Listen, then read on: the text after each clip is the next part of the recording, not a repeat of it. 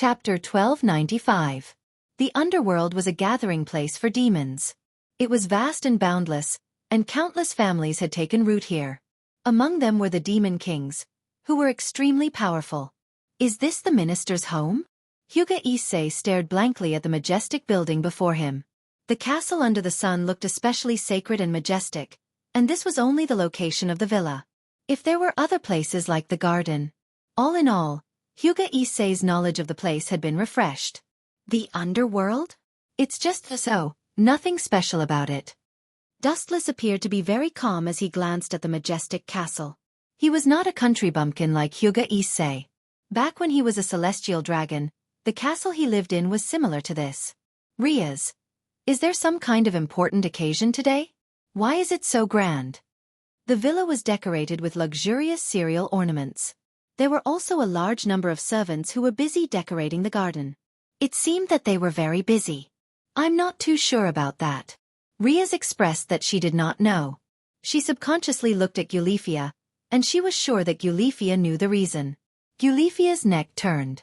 Although she sensed Rias's questioning gaze, she kept her mouth shut. You're still keeping me in suspense. This is a serious crime, Eulifia. Dustless shrugged. When he laughed, his whole body moved, making him look very wretched. Eulifia, who happened to see this, felt a chill run down her spine. She instinctively moved away from Dustless and approached Rias. Thank you for your hard work, everyone. Go in and rest. Eulifia raised her right arm elegantly and showed her signature professional smile. Perhaps she only felt safe when she was with Rias. Ah! So these are Rias's family? All of them look extraordinary. A gust of spring breeze blew, and a gentle voice with a hint of surprise came from the villa. Looking straight into the dark villa, a tall and slender woman walked in with graceful steps. This person had a beauty that could captivate even birds and beasts. Her appearance was outstanding and refined, elegant and noble. She wore a long white dress and her steps were graceful and calm. She was already used to being stared at by a large group of people. Her sacred aura made people feel ashamed of themselves. Facing the gazes of the crowd, she responded with a smile, giving people the feeling that she was very easygoing. Of course, there was one exception. The young man beside Rias is... A ripple flashed through the flawless eyes of the beautiful woman. She looked at Dustless with interest and couldn't help but secretly nod her head. His expression was resolute, and his character seemed calm and confident. Although he looked young, he revealed an indescribable maturity, which gave her a very strange feeling. The Dustless in front of her seemed to be older than her. Not only was the stunning woman curiously sizing up Dustless, but Dustless was also sizing up this woman with great interest. This is Lias's mother, Venerana Gimonri? She doesn't look like it. She looks more like Lias's sister. Dustless slandered in his heart as his eyes shone brightly. Dustless. Just as Dustless was daydreaming, Rias's dissatisfied voice came. It's rude of you to look at my mother with such vulgar eyes. Rias's words were like a deep water bomb. Everyone was stunned and looked at Dustless in shock. Ahem. Dustless's mouth twitched violently as he glared at Rias. 100,000 alpacas' army flew through his mind. Auntie? Really? You're so young. Dustless smiled shyly and praised. I'm so sorry just now. I actually mistook you for Rias's sister. Venerana's skin was as smooth as silk. Even light could be reflected off her skin. She didn't look like Rias's mother at all. Ah, I've seen your picture before. I think you're called Dustless, Rias's fiancé. Your mouth is like honey.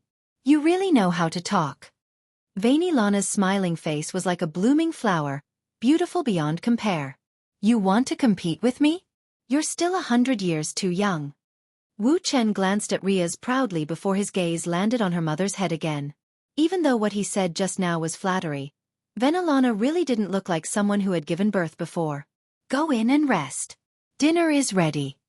Eulifia went into work mode with a serious expression. Grumble.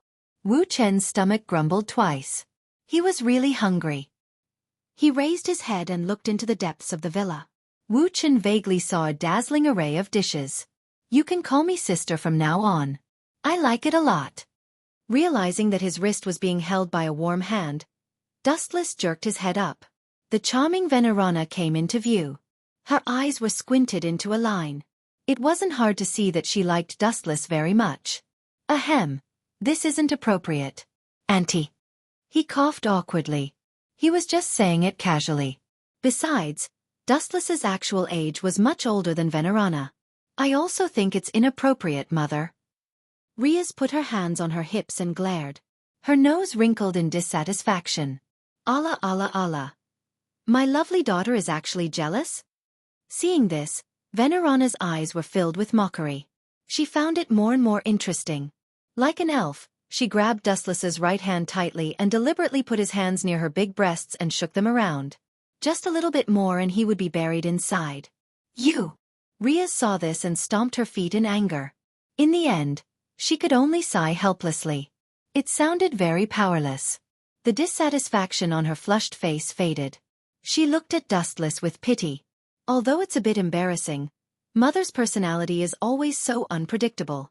Just sacrifice yourself and call her sister.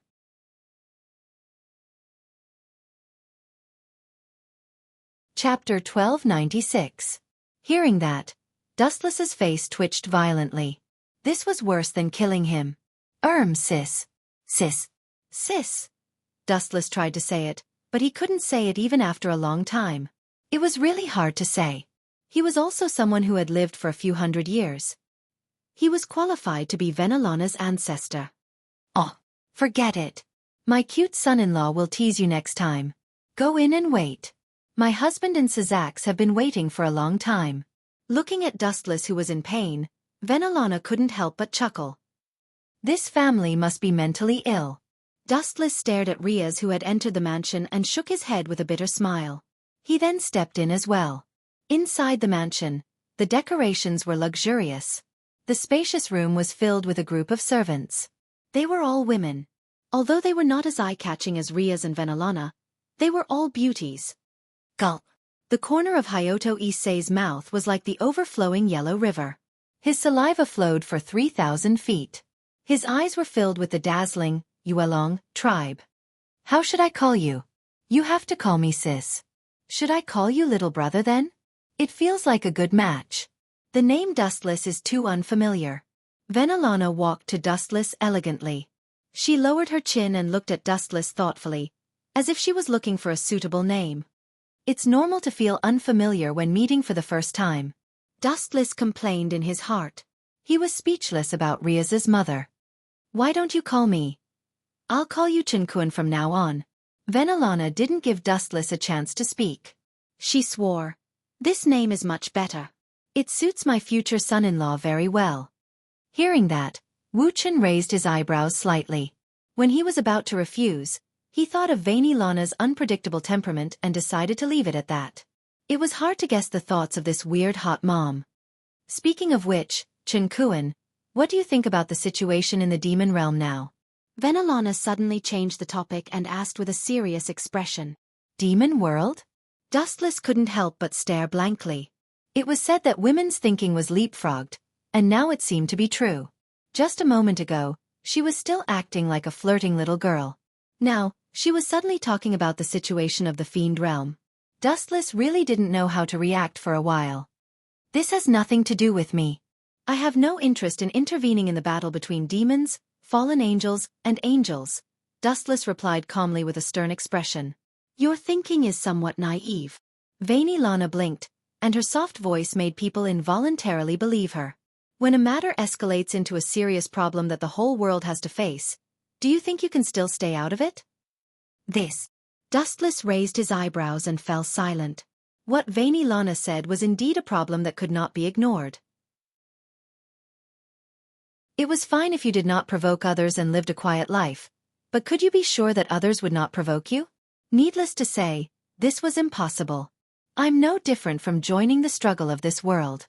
I have no interest in the struggle between the various factions, and I have no interest in knowing more about it. Dustless reiterated his principle again. If people don't provoke me, I won't provoke them.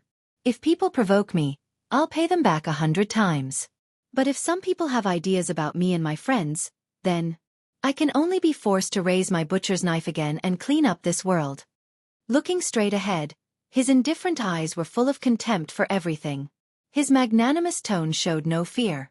He knew that there were countless gods in this world, and countless powerhouses, but this was not a reason for Dustless to be afraid. Moreover, it was not like he had never defeated a god before. "You're so young, but your heart is already so black." Veiny Lana pretended to be afraid, but there was a satisfied smile at the corner of her eyes. Dustless was very much to her liking. He was strong, but he was low-key and happy to be ordinary. He had his own principles for everything, and he would never back down. She sincerely felt that Riaz had found a good husband. Compared to Rizel of the Phoenix family, Dustless was like a god descending from the heavens. At the same time, for some reason, Veiny Lana felt a little jealous. Dustless was young, and his future was limitless. Especially now that he had the strength to laugh at the heavens. His future potential was immeasurable. In this world where the strong preyed on the weak, the strong were favored by everyone. During dinner, the luxurious dining table was filled with a dazzling array of food, and the aroma in the air was enough to whet one's appetite. Riaz, Dustless, and her family were all present. On the main seat sat a red-haired middle-aged man and Veiny Lana. Other than that, there was a young man beside them who attracted the attention of no car. He had the same red hair as Riaz, and his handsome face was very gentle. The faint smile on his face gave off a very approachable feeling. He was one of the 4 demon lords, and Riaz's brother, Sazax Gimli. Obviously aware of Dustless's observation, Sazax looked up and smiled politely, very serene and sunny. F***ck, don't be like that. I'm the one who made you a cuckold. You're smiling so kindly. I have a feeling that you'll give Gulifia to me. Dustless complained in his mind. At the same time, he sneaked a glance at Gulifia. The latter also had a conflicted look on her face, full of uncertainty about the future. Everyone lowered their heads and ate in silence. The atmosphere was a little awkward and depressing. Just when everyone thought that they were going to brush it off, Riaz's father opened his mouth, and what he said almost made Dustless's head explode. Not just Dustless, everyone looked at Riaz's father in shock.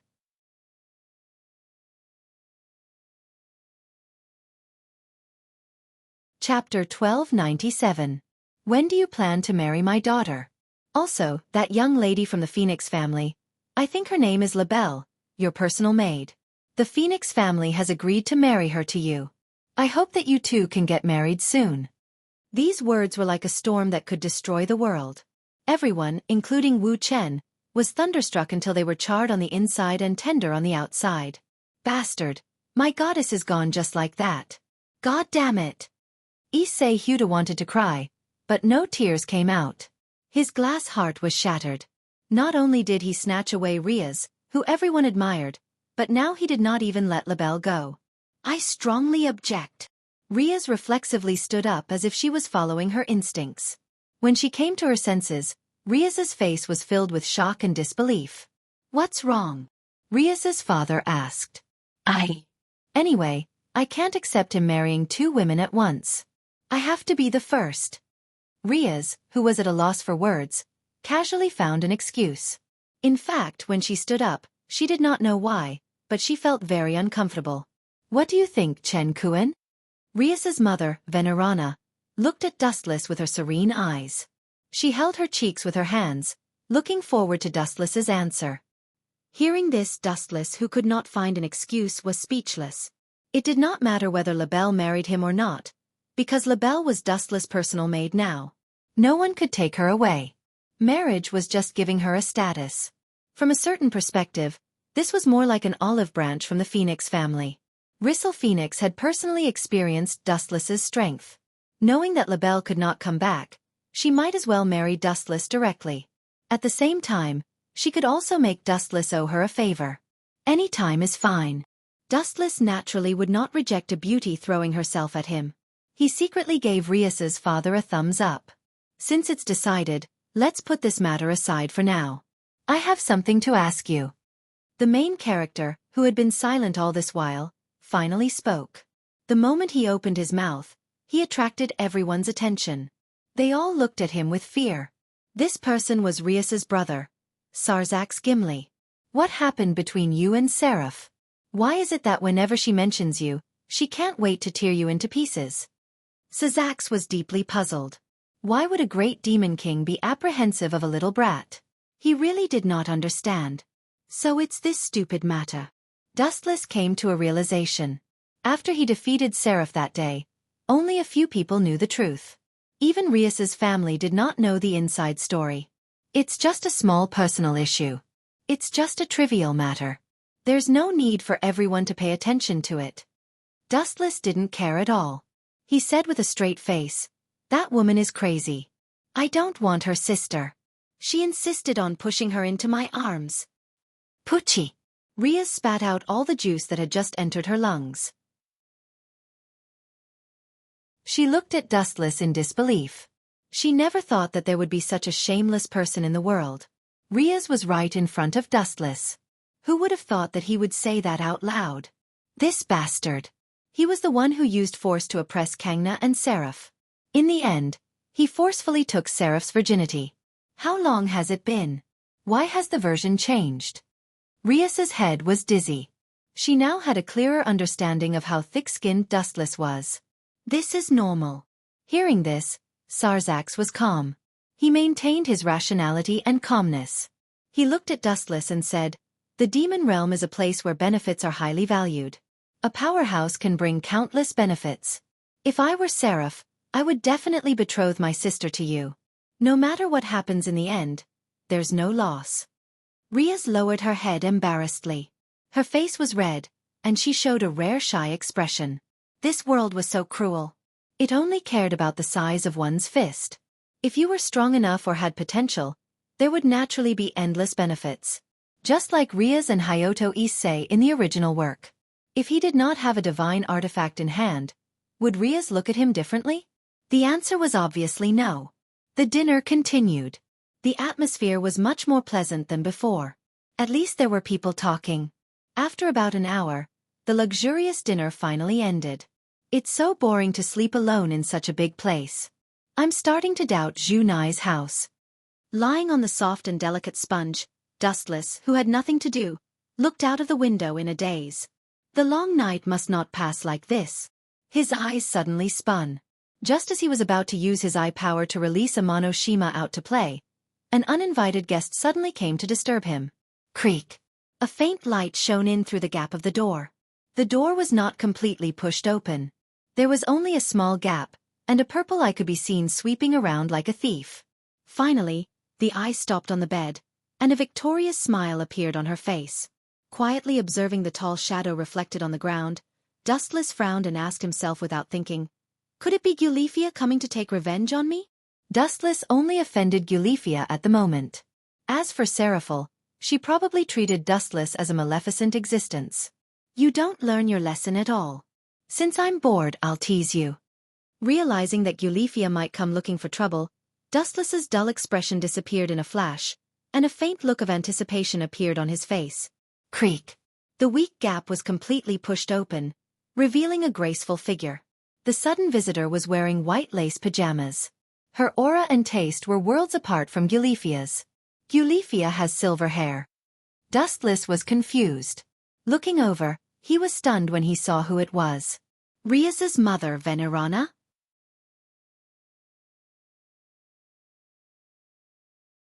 Chapter 1298. For some reason, Venerana was wearing pajamas, but in Dustless's eyes, it was clear as if it was transparent. Every part of Venerana's body was clearly exposed to his eyes. "What are you doing here in the middle of the night?" Dustless raised his eyebrows as he thought about Venerana's intentions. Without a doubt, Rias's mother was very impatient and very smart. Dustless's domineering attitude made it impossible for her to be hypnotized. There must be some kind of secret. Ahem. Sensing the strange atmosphere, Dustless had to speak up. "You're not asleep?" Venerana was stunned and a little surprised. "I was going to pee, but I didn't expect to run into you. May I know why you're here in the middle of the night?" Dustless gave a lame excuse. Venerana wanted to say something but stopped. Sneaking into her future son-in-law's place in the middle of the night, no matter what the reason, especially when Venerana was wearing simple pajamas. If someone saw her, the consequences would be unimaginable. Clenching her teeth, Venerana said with determination, "I hope you can make me stronger. I'm willing to give up everything." Everything? Hearing this, Dustless's eyes flashed with realization. He finally understood why she was wearing simple pajamas, and this kind of transparent one. Venerana sacrificed her body to feed the hungry wolf. Tell me your intentions first. Glancing at Venerana, Dustless was not as anxious as expected. His tone was as calm as water, without any fluctuations.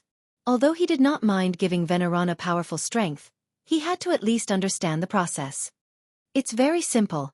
I hate the current family. Venerana showed an annoyed and even hateful expression. Her fists were clenched tightly. Are you talking about the Gimli family? I see that you're living quite comfortably now. Dustless said with a hidden meaning. Venerana's eldest son, Sazax, was one of the demon kings. Her daughter, Riaz, was also a proud child, and she also had a grandson. He really could not see why Venerana was dissatisfied. That's a bit far-fetched. Hearing this, Venerana smiled sadly, and said with a bitter tone, in the Great War several hundred years ago, the demon realm suffered an unprecedented blow. The battle between the three factions caused large-scale destruction. Countless pure-blooded demons fell in that war, and pure-blooded superior demons were even rarer. At that time, as one of the members of the Bar family, I was forced to marry into the Gimli family to ensure their bloodline. I see. Hearing this, Dustless revealed a look of understanding and guessed, what do you want to borrow my power for? Destroy the current house of Gimli? That's not it. Venelana shook her head decisively and sat beside Dustless. She looked at him affectionately and said, I just want to obtain the power to control my own destiny. Although my son, Sazax, is one of the demon kings, I believe that there are people in this world who are stronger than him. In the words of you humans, this is called preparing for a rainy day. For this, I can give up everything. Venelana took the initiative to get close to Dustless's face. After blowing a mouthful of hot air, she looked at the lower part of Dustless's body. Didn't you just say that you want to pee? Venelana suddenly changed the topic. Her smile was a bit strange. Yes. Dustless answered with a bit of sadness. It would have been better if she didn't ask, but when Venelana said that, he really did have the urge to pee, and it was a bit uncomfortable holding it in. Then you can start now. Venelana suddenly said. Are you kidding me? This is the bedroom. How can I just pee in a place like this? Dustless said with a dark face. He always felt that this mentally retarded woman was playing with him. Staring at her rosy little face, Dustless was stunned by her next action. I'm talking about here. Venelana said with a smile after blowing out a mouthful of hot air. Her white fingers pointed at her mouth. The meaning was self-evident. In my mouth? Hearing this, Dustless's eyes instantly turned red. Looking at Venelana, who turned into a fairy, his breathing became heavy, the chakra and ryatsu in his body began to go berserk. He was about to explode. In order to get my power, is it worth sacrificing so much? At the critical moment, Dustless calmed down. Looking at Venelana's dark red lips, he felt that he was about to melt. No, demons don't have any concept of chastity. Maybe this kind of thing is something they are used to. Shaking his head, thinking about the female demons he met, Dustless's inner barrier also disappeared. Female demons didn't care about worldly concepts like humans. The demon world was like Europe in the Middle Ages. As long as you were strong enough, you could sit on countless partners, and you could choose any beauty you want. It was the same for females. No matter if they were male or female, there were countless secret lovers behind them. Of course, whether this red apricot could be hooked out of the wall, it depended on the individual's factors, and Dustless was undoubtedly able to do this. I'm already like this, are you not willing? Venelana's tone was filled with resentment, like a little wife who was bullied. Her tone was coquettish. Dustless's body was half melted. Do I look like the kind of person who would take advantage of a burning house? Dustless was speechless. He always felt that he was taking advantage of someone when they were in trouble. This is normal. Every powerful man has countless women behind them. My husband was like this when he was young. Venelana replied calmly. Absolute power could change everything. Also, Rias's mother Venelana simply lay in Dustless's arms, holding onto his neck and asked, Don't you want to experience the feeling of having a mother and daughter all by yourself? Bang bang bang. Dustless's heart was beating rapidly. An unprecedented big problem was placed in front of him. Be a beast? Or be worse than a beast? It was really hard to choose. This was a big problem.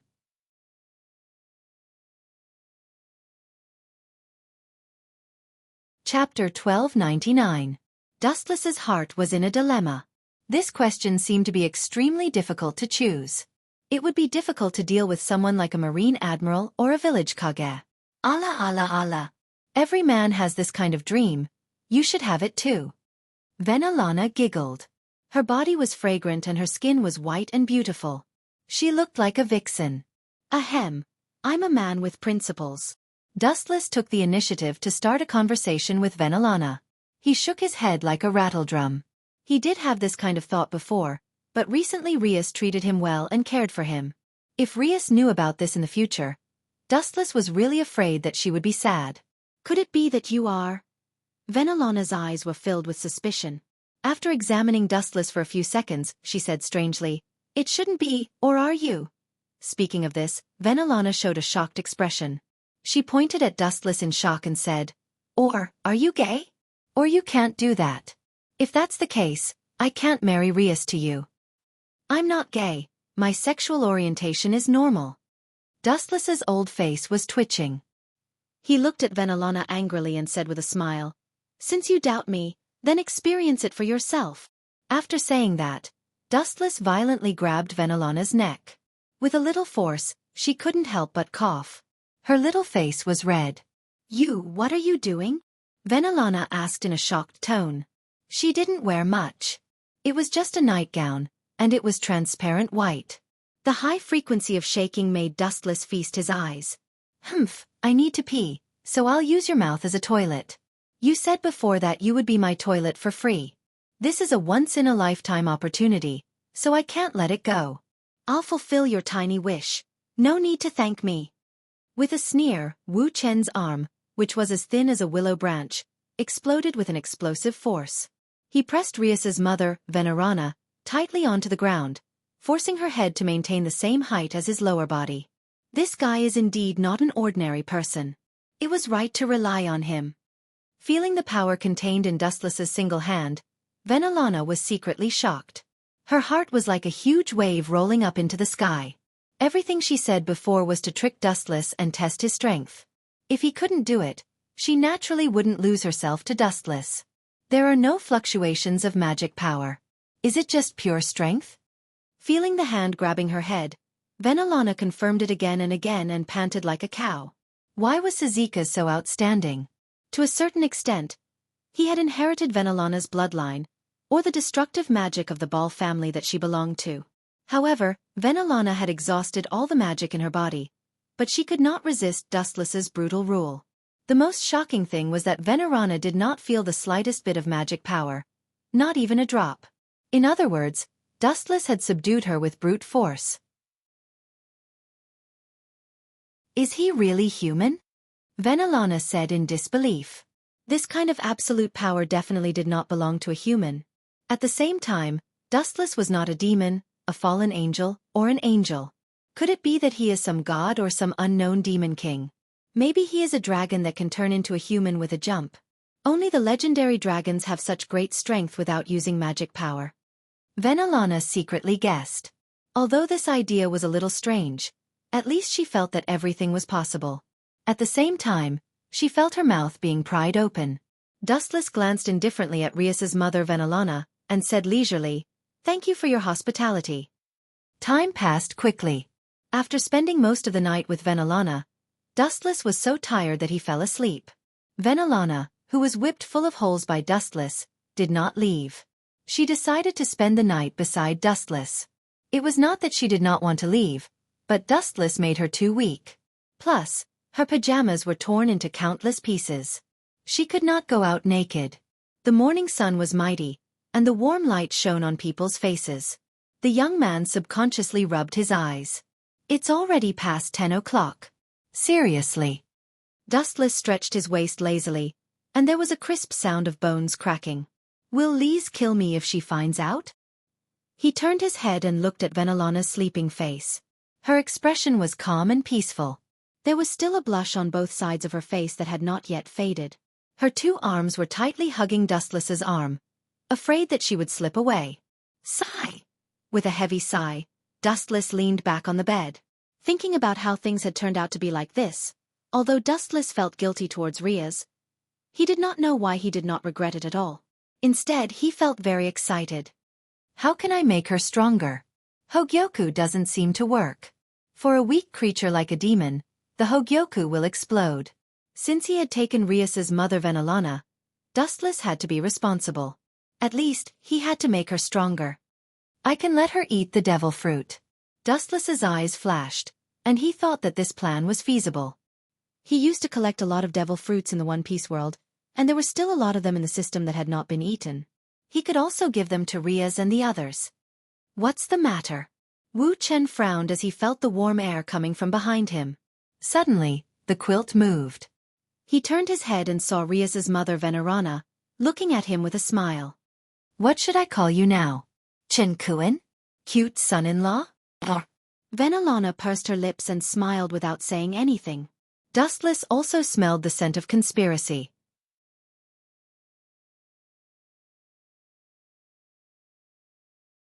Chapter 1300. When Venelana chose to show herself, Dustless knew that other than her strength, she had some kind of secret that could not be told. Dustless did not think that his charm would be enough to make Venelana fall head over heels for him. Knock, knock, knock. There was a hurried knock on the door, and a familiar voice sounded. Are you still not awake? The sun is almost up. Is this Riaz? Dustless and Venelana looked at each other and saw the panic in each other's eyes. Although he really wanted to test this mother and daughter pair, it was not the right time yet. You hide first. Venelana hurriedly put on her clothes. This was also because Riaz had found out that she was having an affair with her future husband. Venelana shuddered at the thought of it. She looked around and searched for her clothes at the fastest speed in her life. However, Venelana sadly discovered that her pajamas had long been torn into pieces by Dustless's beastly nature. Hide me? Is there something wrong with your head? This is my bedroom, and the one hiding is also you. Dustless said with a dark face. Just as he was about to let Venelana hide under the bed, he heard a creak. Riaz had already pushed the door open, and there was a small gap. I'm coming in, Dustless. Pushing the door open completely, Riaz smiled and walked in elegantly. There seems to be a special smell. Riaz frowned and looked suspiciously at Dustless, who was embarrassed. After sniffing the air twice, Riaz's eyes became serious, and she said with certainty, It seems to be the smell of a woman. And it's very familiar, it's mother. Dustless's face darkened and he said sternly, Don't talk nonsense, do I look like that kind of person? I'm just joking. Even if you are, mother isn't. Riaz's face broke into a smile as she pursed her lips. After saying that, Riaz glanced under Wu Chen's bed and scanned the surroundings from the corner of her eyes. She felt relieved when she sensed the dead silence around her. Bull *T. She's the one who came to meet me. Dustless complained in his mind, but he asked casually, Is it time to go back? Class is the day after tomorrow. Riaz sat beside Dustless. I was hoping that someone would train Ichij and increase his strength. Who knew? Sigh. Dustless did not say anything, but he laughed in his mind. How could Ichij have any motivation?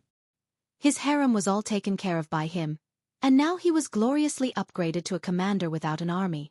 After breakfast, Dustless and some people from the Paranormal Research Department went to the territory of the Gimli family. The group chatted and laughed, and they hurried back in the evening. Lady Riaz, dinner is ready. Inside the brightly lit luxurious villa, Gulifia's signature working tone could be heard. Lady Venelana, and Zhu Nai frowned when she noticed that Riaz's parents and brother were absent from the dinner. Sazax and the others are very busy. Please forgive us for not being able to entertain you during the dinner. Gulifia bowed and apologized. Her every move was professionally trained, and her expression was meticulous. Phew! Brother Chung let out a sigh of relief and sat down. He looked at the dazzling array of dishes and wiped his hands, drooling. He was starving after a day of wandering. That's boring.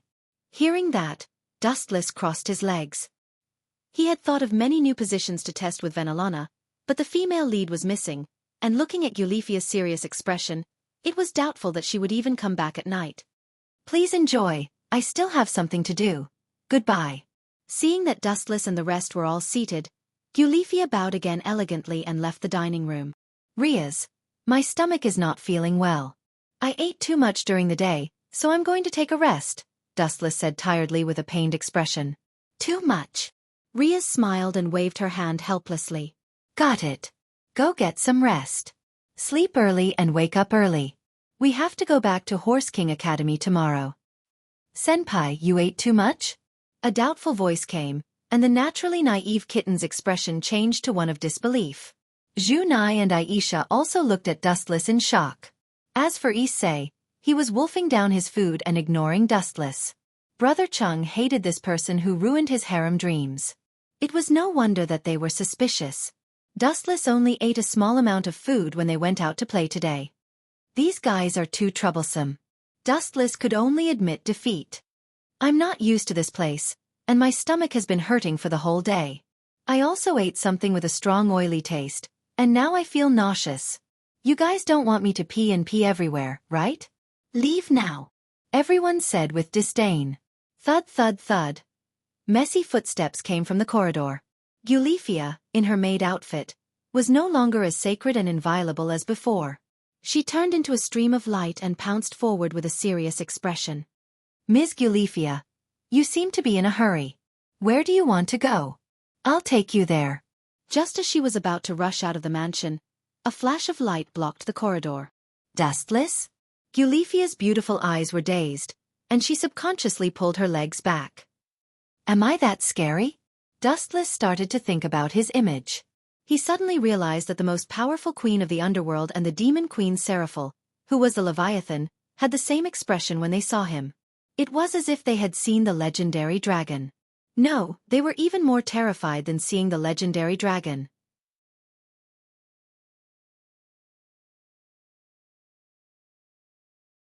Chapter 1301. Wu Chen was depressed in his heart. He had bitter water but couldn't pour it out. When did I become such a scum that people ran away from? Eulifia gritted her teeth, cursing her bad luck. She was even more conflicted than Dustless. You don't have to hide from me. I'm not as scary as you think. Dustless rubbed his nose awkwardly, showing a rare gentleness. Eulifia looked up and saw through Dustless's heart. Perhaps she sensed his deeper meaning, or perhaps it was because the situation was urgent, she said in a heavy tone. Many of Gemengli's territories have been attacked by mysterious people. Sizax and the others are rushing to help. Attacking Gemengli's territories? Which god or demon king is leading the attack? Their courage is astonishing. Dustless was surprised, but at the same time, he was also curious about the identity of the mysterious people. Although Sizax was known as the Demon King, his true strength was beyond that. Dustless really wanted to meet someone who dared to sneak up on a tiger and kick its butt. I'm not sure. There are many of them. It seems to be a special organization. Eulifia smiled bitterly and sighed. Her eyes dimmed a little, indicating that she was not sure either. Could it be the Calamity Group? Wu Chen's eyes lit up. He couldn't help but think of this special organization, which gathered all kinds of powerful terrorists, such as White Dragon Emperor Wally, and many people of the old Devil King faction, including Cao Cao of the Hero faction in the future, all belonged to this organization. In short, the Calamity Group gathered people from all walks of life. There were all kinds of people in the organization. It was very chaotic. At the same time, it was undeniable that this organization was very powerful. Boom, boom, boom. A deafening roar was heard. The magic power was unfathomable. Wherever the vibrating ripples spread, the living beings wailed. TSK. TSK. Although I don't know much about magic power, someone who can produce such destructive waves should be quite powerful. I haven't exercised for a long time. Now that they've come to me, I'm really grateful. Although he had been enjoying the fragrance of women recently, pursuing battle was Dustless's greatest pleasure and hobby. Let's go and have a look. Dustless smiled and disappeared in a flash. His body turned into a golden streamer and disappeared in the blink of an eye.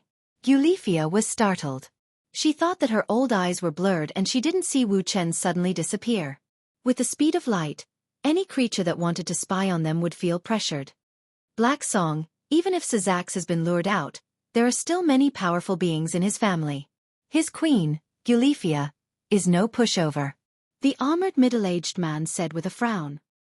He was quite dissatisfied with the black-haired cat-eared woman in front of him. Beautiful monkey. Isn't challenging the strong your hobby? Are you afraid now? The woman called Heigu turned her head and sneered. You're afraid of a woman? To think that you're the descendant of the victorious fighting Buddha. If you're so scared, then hurry up and go home to carry on your ancestral line. Don't wander around outside. I'm just being conservative. Don't forget our mission. Try to cause as much damage as possible. I heard from Wally that the three major forces are showing signs of forming an alliance. Our current mission is to stir up as much unrest as possible in the demon realm, not to pursue meaningless duels. Although I'm passionate about battle, we still have to make clear our priorities. Beautiful monkey didn't think much of it. He knew that this was Heiji's provocation. Her goal was to have him attract the firepower of the Gimli family, and then Heigu herself would go and save her sister, Deshang Baiyin. Is this a trick to lure the tiger away from the mountain? It sounds like a perfect plan. Unfortunately, the heavens are not on my side. I heard your plan.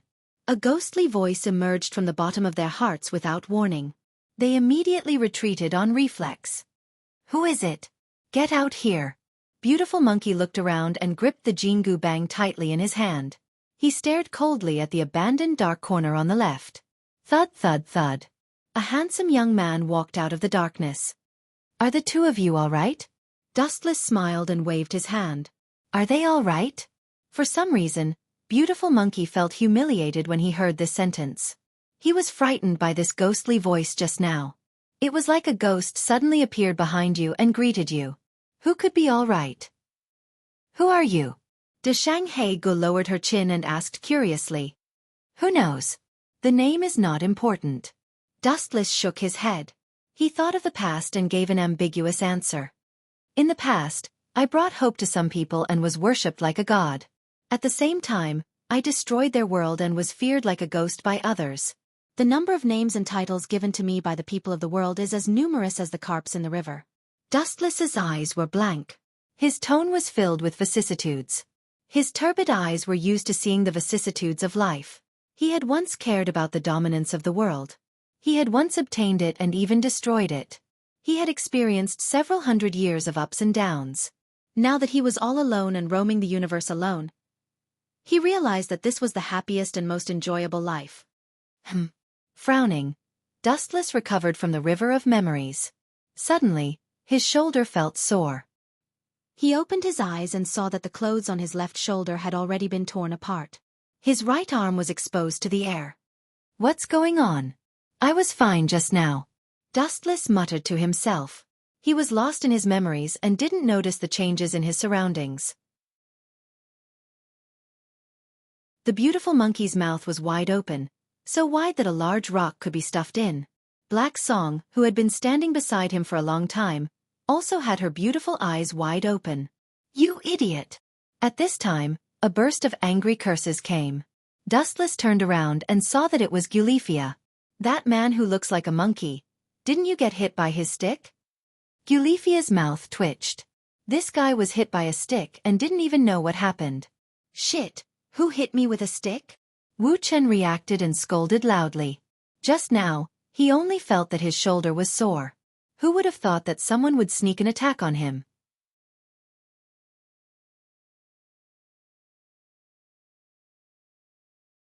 Chapter 1302. Dustless was infuriated by Gulifia's stare. He was so angry that he subconsciously sank into his memories. Who would have thought that someone would dare to ambush him? Even if you did, you should have used more force so that I wouldn't notice. Monkey, did you go easy on me?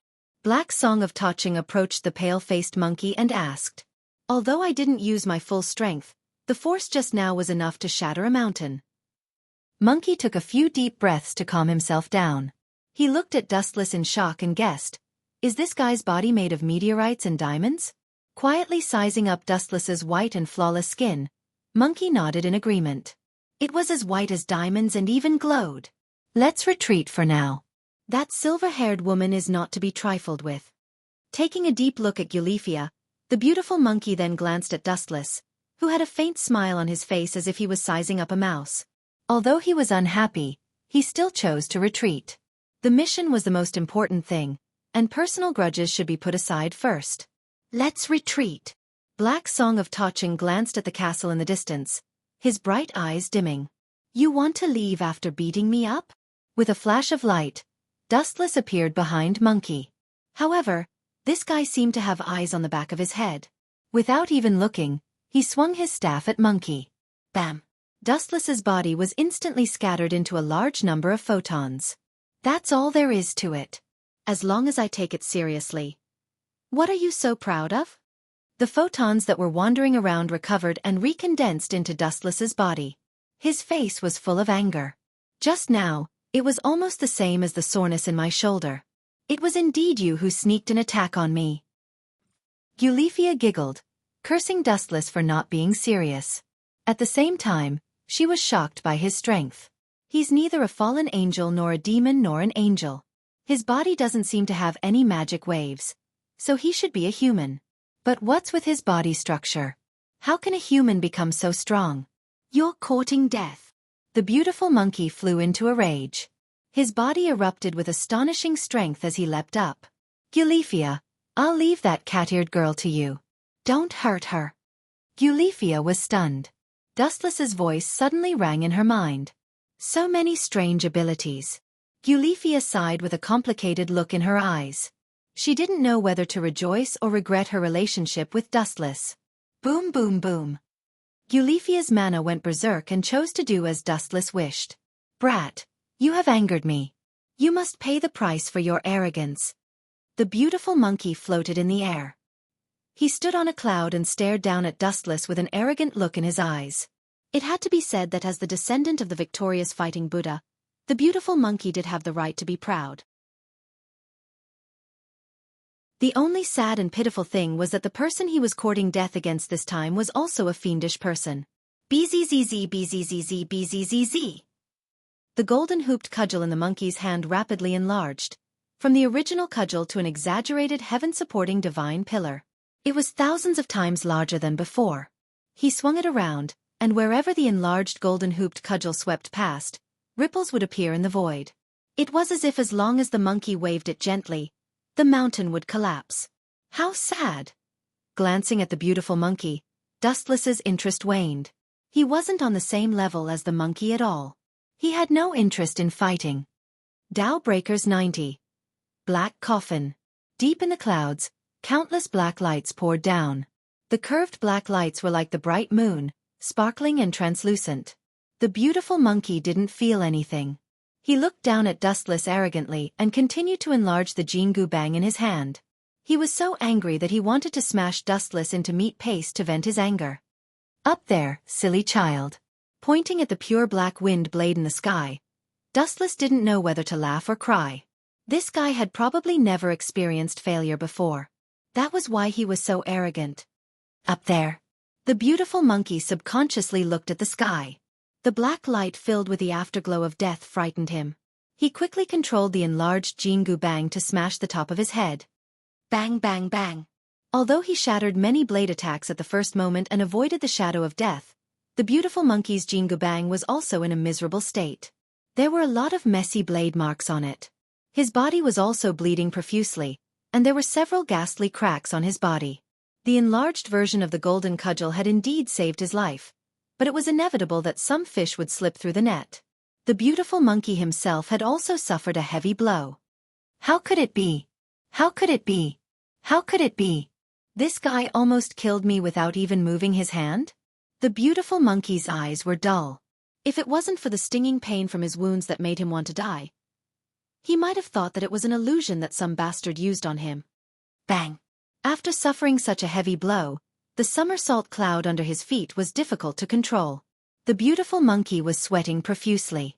He finally fell down without any strength. Your body is very strong. Otherwise, you would have been cut into monkey meat. Dustless laughed in a teasing tone. Who are you? Which god's descendant are you? The infinite dragon god Orpheus or the real red dragon god Emperor? The beautiful monkey asked in a rare gossipy manner. Although his thoughts were strange, He felt that it was very possible after witnessing Dustless's unprecedented strength. As the descendant of the victorious fighting Buddha, he was killed in one hit and was on the verge of death. If it wasn't for his thick skin, he would have been kicked out of the game and reported to the underworld. I am a human, and I don't belong to any faction. If I have to find a name, it would be Dustless. Stopping his steps, Dustless replied indifferently and walked towards the beautiful monkey again.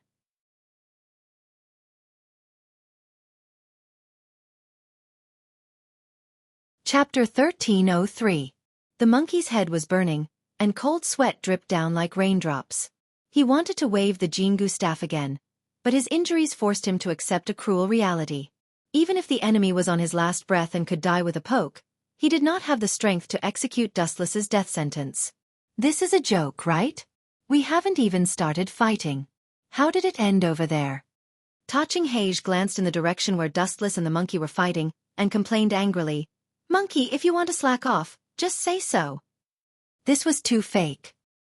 He was KO'd as soon as he entered the battlefield. Fake? Why don't you try? The beautiful monkey's heart was bleeding. He looked at Dustless, who was just inches away from him, and his heart was filled with despair. He originally thought that Eulifia and Demon King Sazax were Jaimin's trump cards. Who would have thought that this great god of death was still hiding in the dark? You're not a beautiful woman, nor are you someone with outstanding strength. You have no value to me. Dustless glanced at the struggling monkey with pity. He squatted down and looked at the monkey. How about you give me a reason not to kill you? I don't need your pity. You can't kill me if you want to. He did not know where the strength came from. Maybe it was because of the explosion of his little universe, or maybe it was because he was unwilling to die. The monkey stood up again miraculously. Our race is known as the strongest battle race. The monkey raised his head, like a proud warrior. He regained his arrogant aura. Even if he died, he would die standing. Fighting is not good. Why don't we sit down and talk? I have a question for you. Dustless withdrew the energy fluctuations that overflowed from his body, and he returned to his calm and collected appearance. Huff! The endless majesty that shrouded his entire body disappeared. The beautiful monkey hurriedly fought to be the first to take a deep breath. He was afraid that Wu Chen would erupt with that earth-shattering aura again. Facing the serious Wu Chen, sometimes it was difficult for him to even breathe. Is the Red Dragon God Emperor you're talking about the strongest dragon DXD that lives in the dimensional crevice? There's also another one called Great Red? Dustless asked curiously as vague information about Great Red surfaced in his mind. What do you want? Hearing this, the beautiful monkey frowned and stared at Dustless. Noticing his interested expression, an absurd idea popped up in his mind. This guy definitely isn't curious about the real Red Dragon Emperor. He's probably as crazy as Wally. He wants to defeat the invincible DXD. Beautiful monkey exclaimed in his heart, sighing that there was still a lunatic like Wally in the world. However, who would have thought that Dustless's next sentence would make him feel like he was about to explode? I hate walking, so I need a mode of transportation. That dragon called God Emperor True Red Dragon. I think he will be suitable. Dustless stated his purpose seriously. His tone was very calm. It was not difficult to tell that he was speaking from the bottom of his heart. After a few seconds of eerie silence, the beautiful monkey suddenly screamed, This is definitely a lunatic that's even weirder than Wally. His thoughts and worldview were completely destroyed. Even his voice was stuttering. Forget it. Pretend I didn't say anything. Look at you, you don't know anything. Glancing at the petrified beautiful monkey, Dustless realized that he had asked the wrong person. Scram. Don't let me see you. Dustless waved his hand and walked toward the area of Tower City where Hei Gu and Eulifia were fighting. What did you say? Hearing this, the beautiful monkey's face turned purple as he gripped the Jingu Bang tightly. All the muscles on his body bulged. He felt greatly insulted. Since when did someone dare to speak to him like this? Even if I die, I'll take you down with me, the beautiful monkey said, filled with hatred and determination. He didn't hesitate to enlarge the Jingu Bang. When it became as thick as a house, he waved it with all his might. Just as he was planning to smash Dustless to death, a cold voice suddenly exploded in his mind. Do you think you're still alive because of your strength and hard work? What a naive monkey. You're still alive because of my mercy. Otherwise, a half-baked like you would have been killed by me long ago. I've only let you move around for so long because I've been too bored lately. A long string of words echoed in his mind for a long time. The beautiful monkey looked at the disappearing figure in a daze and lowered his head in despair. Is the end of the world coming? No. Suddenly thinking of something, the beautiful monkey shouted in his heart, Orpheus can change her body at will. I heard that she used to be an old man. This guy might be DXD's original body that was too bored and came out to seek death. The beautiful monkey immediately displayed his strange thinking. He suddenly felt that his loss was not shameful. After all, he was the real divine Emperor Crimson Dragon. Ah! You're not done yet? An untimely ear-piercing voice suddenly rang out. Parting the dense leaves, Dustless looked at Eulifia and Brother Hay, who were in a tense standoff. This time, he began to criticize Eulifia. You haven't dealt with her yet? Are you waterproof, Eulifia? Humph. Eulifia snorted and didn't say anything. Where's the beautiful monkey? Sensing that the beautiful monkey's presence had disappeared, Heiji's expression changed. He suddenly had a bad feeling. If you don't save him, he might die in a few minutes. Being attacked by Dao Breaker 90 is no small matter. Dustless sat on the grass calmly, as if he wanted to see the world in chaos. But it seems like you don't have a chance to save everyone. There's a female demon in front of you, and behind you. Who are you calling a female demon, you bastard? Eulifia was so angry that her silver hair stood on end.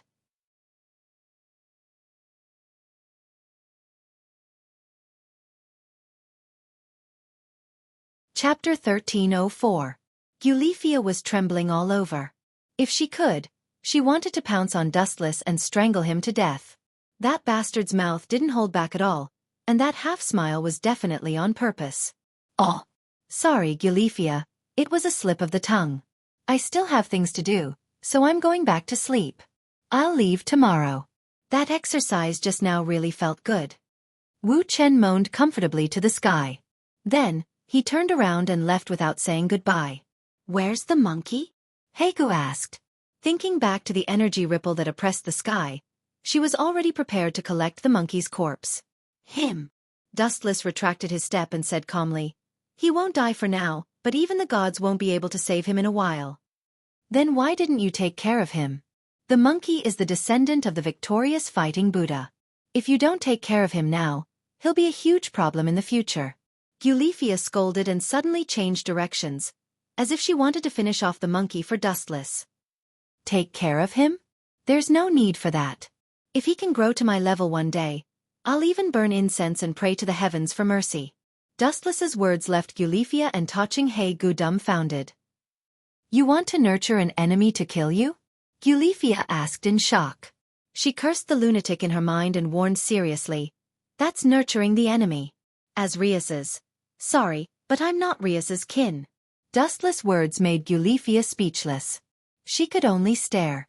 Dustless wasn't Rias's kin, so he didn't have to listen to the Gimli family's orders. In any case, let them go. Dustless took a deep look at Eulifia, then swaggered off.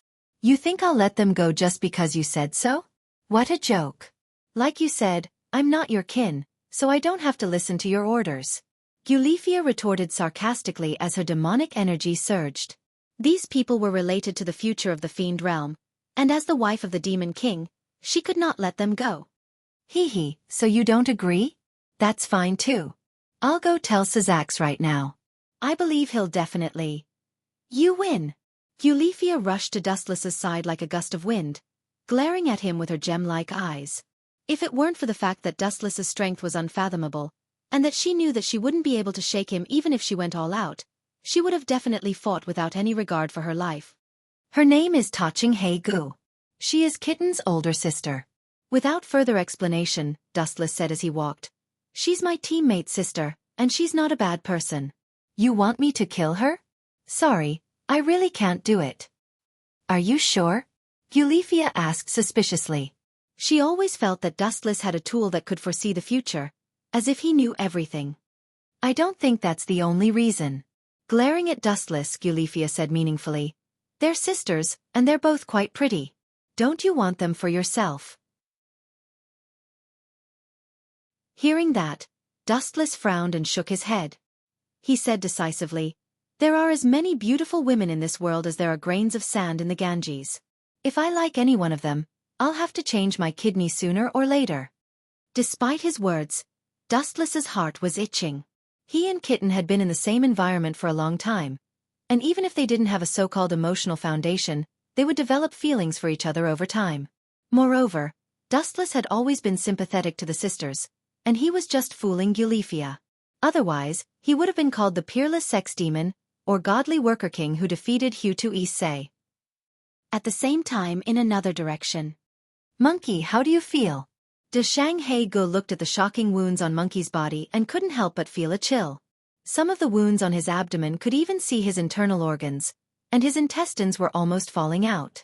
She quickly found a bandage to wrap Monkey's wounds to prevent blood from flowing out. How do you feel? I saw the Grim Reaper. Monkey smiled bitterly. The confidence he had accumulated over the years had completely collapsed.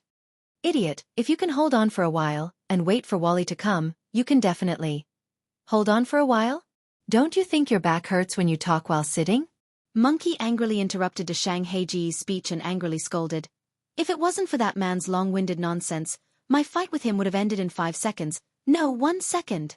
In reality, it ended in about 1 second. During that time, Dustless was talking nonsense and asking Monkey God Emperor Jean Red Dragon's location. He's very strong? A strange magic formation suddenly flashed in the sky, and then a curious voice came from it. A mysterious figure in silver armor appeared. You're injured quite badly, Monkey. His tone fluctuated and became more serious.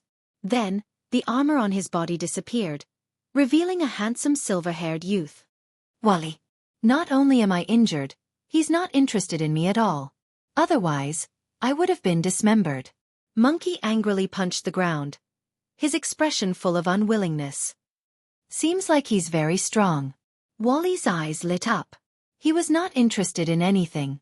His greatest joy was fighting and defeating Jean Red Dragon God Emperor. Then what's his purpose? What's his name? Wally wanted to know more about Dustless and continued to ask, to be able to defeat you so easily, he must be a world-famous figure. I think he's called Dustless. He's a human. His purpose. He said that he wanted to capture Jean Red Dragon God Emperor as a tool.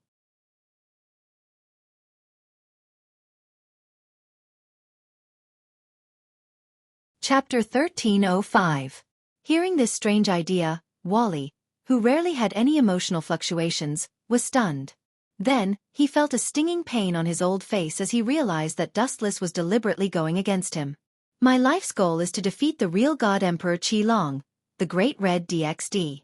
Yet, that brat who appeared out of nowhere actually wants to capture the real God Emperor Qi Long to be his mount.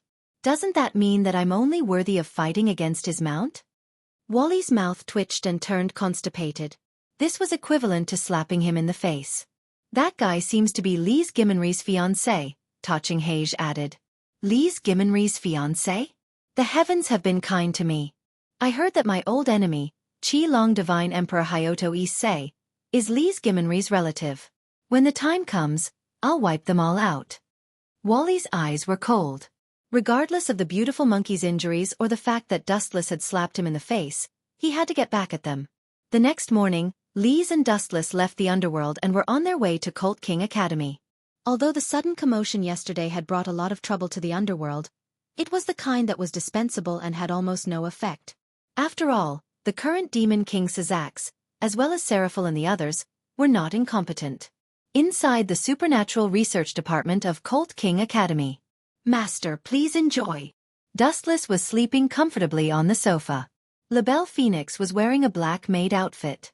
Her blonde hair was lying quietly on her waist. She did not move at all.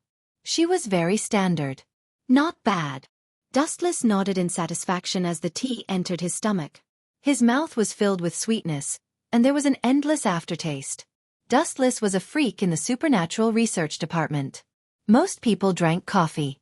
Only Dustless liked this kind of tea that was bitter before sweet. It had unknowingly become a habit. You should have received the news.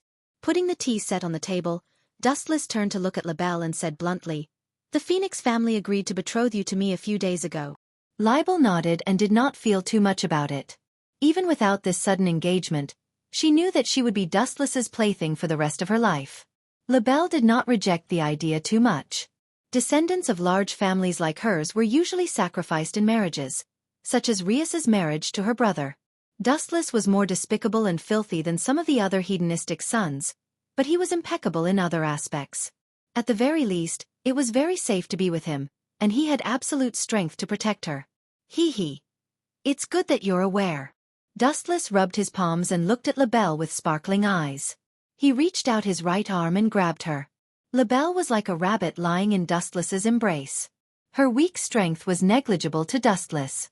You want to do that kind of thing here?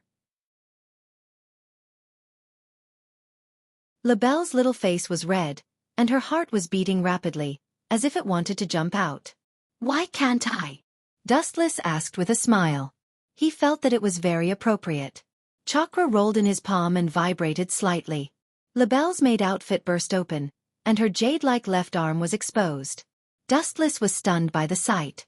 Looks like I can only accept my fate. Labelle smiled bitterly and closed her eyes in despair. She was the eldest daughter of a large family after all. After confirming that she had no chance of escaping from Dustless's demonic hands, not only did she not reject Dustless, she even purposely rubbed against Dustless's sensitive areas. She blinked her eyes like a blooming poppy flower. Even though she knew it was highly poisonous, she could not help but want to pluck it. The anti-terror tactic was useless. The smart Labelle had to reconsider her relationship with Dustless. A powerful person would have countless women behind him. If she wanted to capture his heart, it would depend on Labelle's skills. Following Labelle's actions, the romantic atmosphere became more and more heated, and there was a faint sign that it was on fire. Huff! Dustless was panting heavily. Just as he was about to execute Labelle on the spot, an untimely voice came. I really can't relax at all. Dustless seemed to have been electrocuted, and his movements suddenly became sluggish. Lias, is it really okay for you to be like this? Dustless turned his head to look at Lias, who had her hands on her hips and was looking down at him from above. You are my fiancé. Lias sat opposite Dustless with her legs crossed. Due to her sitting posture, he could still see the black fat too with his excellent vision. Lias, he is also my fiancé, Labelle said angrily, purposely pulling Dustless's arm into her embrace. Labelle, get this straight. My engagement with him comes first. There is no order in marriage. The two women fell into an intense argument. Dustless felt a headache coming on, and he decisively chose to retreat. He smiled bitterly in his heart. If the two of them knew that there were many female confidants in the system, they would not be able to have peace in the future. Grumble, grumble, grumble. Dustless's stomach growled as he did not eat breakfast yesterday and today. Let's go have a meal first. Looking at the restaurant not far away, Dustless smelled a delicious aroma from afar, and it hooked the worm in his stomach. Since he had nothing to do, he walked into the restaurant. There are so many people. Dustless, who walked into the restaurant, was shocked to find that it was almost filled with people. There was only one seat left in the far right corner, and he had no choice but to share a table. May I sit here? Dustless bowed and asked the two people wrapped in white robes. Grumble, grumble. Go ahead, one of them said while wolfing down her food. She was obviously a female, and her voice was quite pleasant. The two of them ate the food of several people. They can really eat. I think I've seen them before. Dustless stared at the girl's blue hair, and a figure suddenly appeared in his mind. Genova.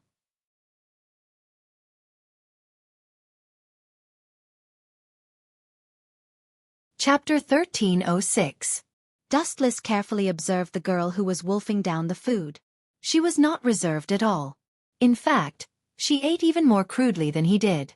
Even so, the girl's delicate features could not be hidden. Instead, because of the way she ate, she gave people a feeling of generosity. Really, I didn't expect to meet you in this kind of place. Dustless felt that God liked to joke around. He did not expect to meet Genova and Wisteria Rena in this kind of place. Looking at the way they ate, he could not help but chuckle. Sir, your hamburger and cola. The waiter showed his signature smile and elegantly placed the food in front of Dustless. "Thank you." Dustless smiled and nodded. His stomach grumbled in protest. Just as he was about to stuff the hamburger into his stomach, he suddenly realized that someone was spying on him. Ahem, ahem. Is there something on my face? Genova and Wisteria Irina stared at him without blinking. Dustless's hair stood on end. "You're eating so much? It's shameful to waste food." Looking at the mountain of food in front of Dustless, Wisteria Irina pouted. At the same time, she leaned close to the dazzling array of food and sniffed it. The tip of her tongue could not help but bite her lower lip. "I see they're still not full." Dustless showed an expression of understanding. He pushed the extra food in front of the two and made a light gesture. "If you don't mind, let's eat together." "Good boy, if someone bullies you, tell me." Wisteria Irina, who was sitting beside Dustless, patted him on the shoulder in a friendly manner. She gave Dustless a thumbs up and said, "God will bless you." "I hope so." Dustless smiled but did not say anything. He stared at the two who were wolfing down the food. He glanced at the big sword wrapped in bandages beside Genova and asked in a roundabout way, "Where are you two going?" "I'm familiar with this town." "Chariot King Academy," Genova said as she ate. Dustless gave her a sunny and easygoing feeling.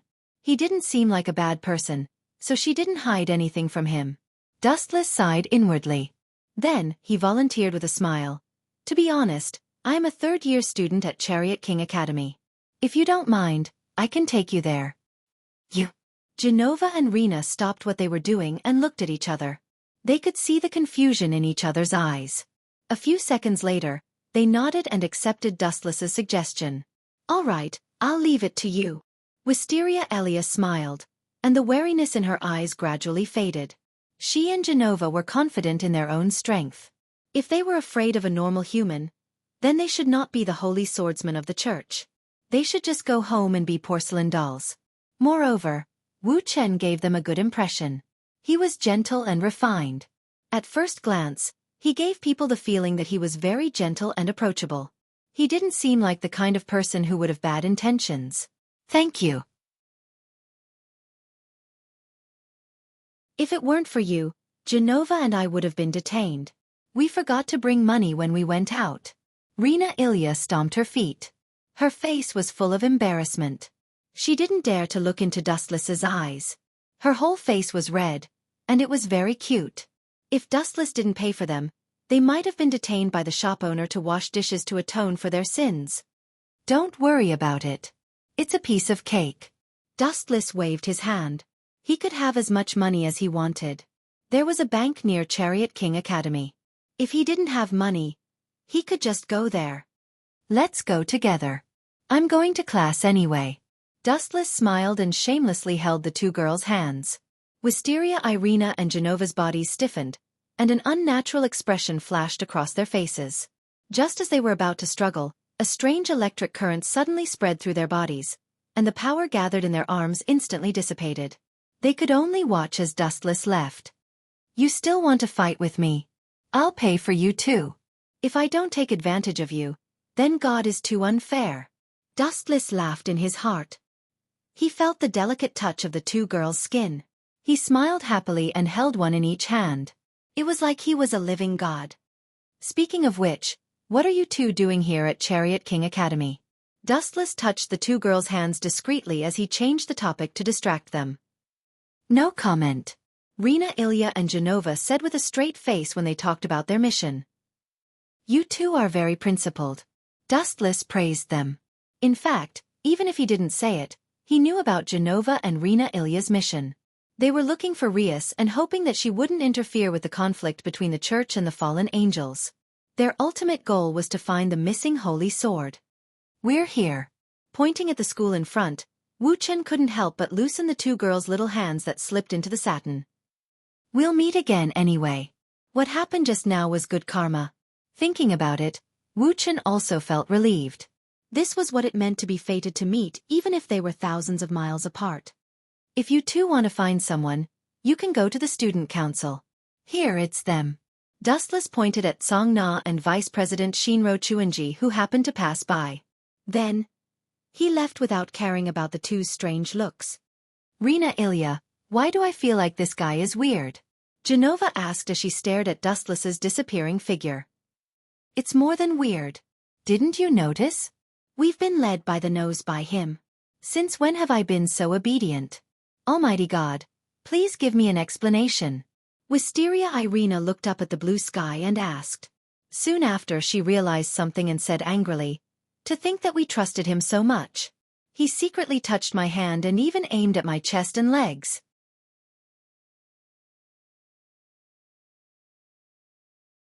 Chapter 1307. Wisteria Irina and Genova looked at each other and clenched their teeth in anger. They had thought that he was a well-educated gentleman, but who would have thought that he was a shameless beast in human clothing? Rena, forget it. You did treat us to a meal. Genova waved his hand, indicating that she did not need to mind. Don't forget our mission. There's no need to take such a small matter to heart. Genova was afraid that Rena would start a massacre over such a small matter. After all, this was Chariot King Academy, the demon's territory. Let's go meet the president of the student council. Time flew by, and it was around noon in the supernatural research lab. Dustless was hugging Riaz, intending to have an in-depth conversation about the future, when a third wheel suddenly appeared. Bad luck. Today is really an unlucky day. Dustless pursed his lips and grumbled unhappily. They should have all left. Riaz frowned slightly. She was also rather frustrated. After witnessing Dustless's power, she had to hold on to this trump card tightly. Sometimes, necessary communication was necessary, and Dustless was not her kin. If he wanted to change jobs, she could not stop him.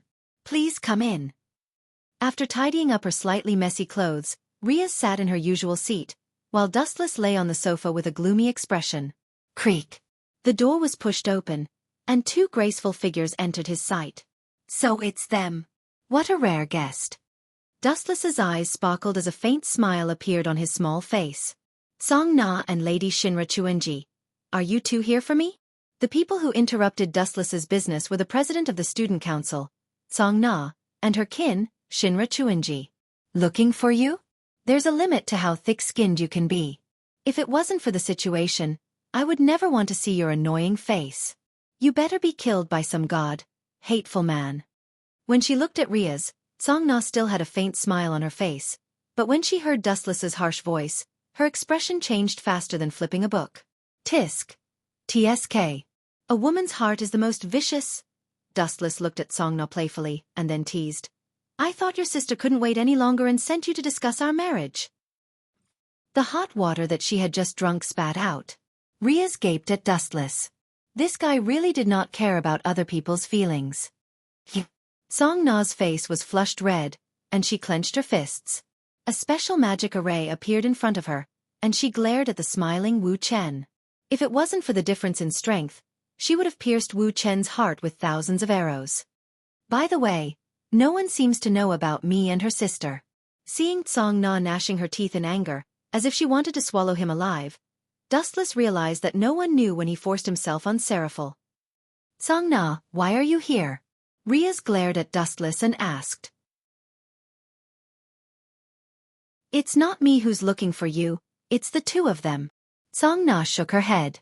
At the same time, two figures walked out from behind her and Shinra Chunji. Oh, looks like we meet again. With a slight glance, two familiar figures came into view. Ladies, I forgot to introduce myself. My apologies.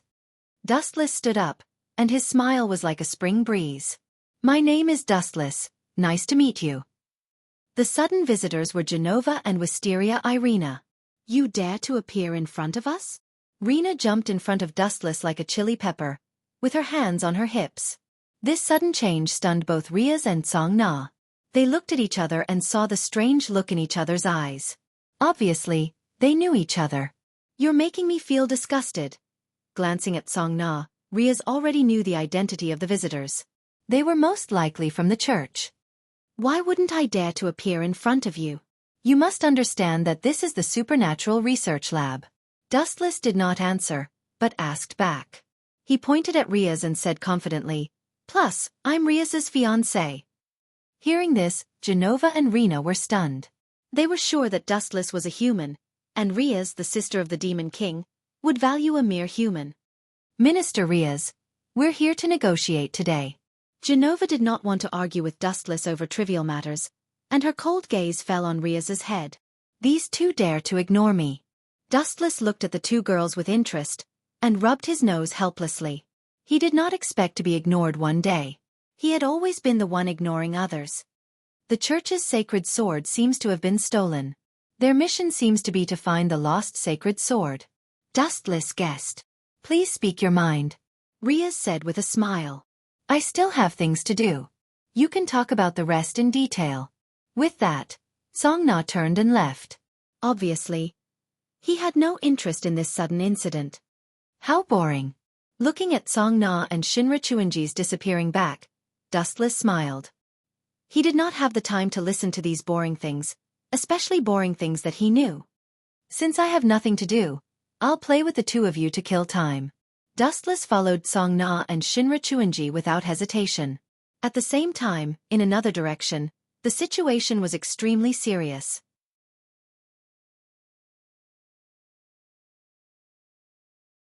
Chapter 1308. In this unfamiliar world, there were barely any signs of human habitation. There were only a few figures. It's really surprising. I'm getting more and more interested in that guy called Dustless. He must be a very suitable opponent to be able to beat you up like this, and it was a powerful move that killed you instantly. The world is really big. There's actually such a hidden character. I've never heard of a strong person called Dustless. White Dragon Emperor Wally stared at beautiful monkey who had just been bandaged.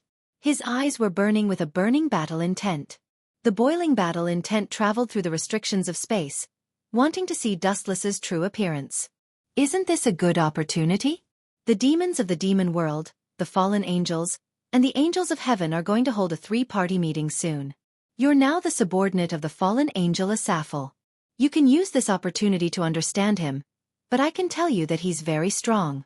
If he wanted to kill me back then, he would have ended up more miserable than beautiful monkey. Kitten's sister, Black Song of Taching, showed fear and yearning on her enchanting little face. Is he really that strong? At this moment, a slightly doubtful voice was heard. A girl in a gothic dress suddenly appeared, floating in the air like a hydrogen balloon. Her skin was white and beautiful, and her flawless face was clean and tidy. She did not need to dress up deliberately, and her small body revealed natural beauty. An enemy who can kill beautiful monkey instantly must be very strong. You think so too, right, Orpheus? Wally turned his head and glanced at the girl who appeared and disappeared mysteriously. He had to admit that he might be very strong now, but he was as weak as paper in front of Orpheus, who was at the top of the pyramid. He should be a god from some force. Orpheus' tone remained indifferent. His gaze swept across beautiful monkey, who was covered in injuries, and the damaged Jingu Bang. Ripples appeared in peaceful eyes, and a rare emotional fluctuation appeared. He's called Dustless? The infinite dragon god Orpheus confirmed. His tone was slightly fluctuating, and Wally and the others did not hear it. Of course, I'll never forget that guy for the rest of my life. Beautiful monkey replied with a gloomy face with a hint of awe. If there's a chance, I'll go and meet him. His words immediately attracted the attention of Wally and the others. They did not expect that Orpheus, who was like a taboo in the legends, would personally take action. This was simply shameless. I feel that pulling him in to deal with the Great Red DXD is a good choice. Orpheus did not mince his words. His simple tone did not hide his intentions at all. In reality, she had the power to destroy the world, but inside, she was a pure little girl. She was not scheming at all. What if he wants to join? Taching Hego frowned and asked. When he thought of Dustless's frivolous face, he felt that it was impossible. Dustless gave people the impression that he was not a tactful person who would give in. It's very simple. I will personally destroy him. Orpheus' adorable and delicate face did not change. She remained calm and peaceful. Perhaps this was a display of her confidence. The infinite dragon god, Orpheus, was an extreme existence that even the gods feared and trembled in fear. Its strength could be said to be invincible, and it indeed had the right to be arrogant. He will be my assistance in defeating the Great Red. Towards Dustless, Orpheus's tone was firm.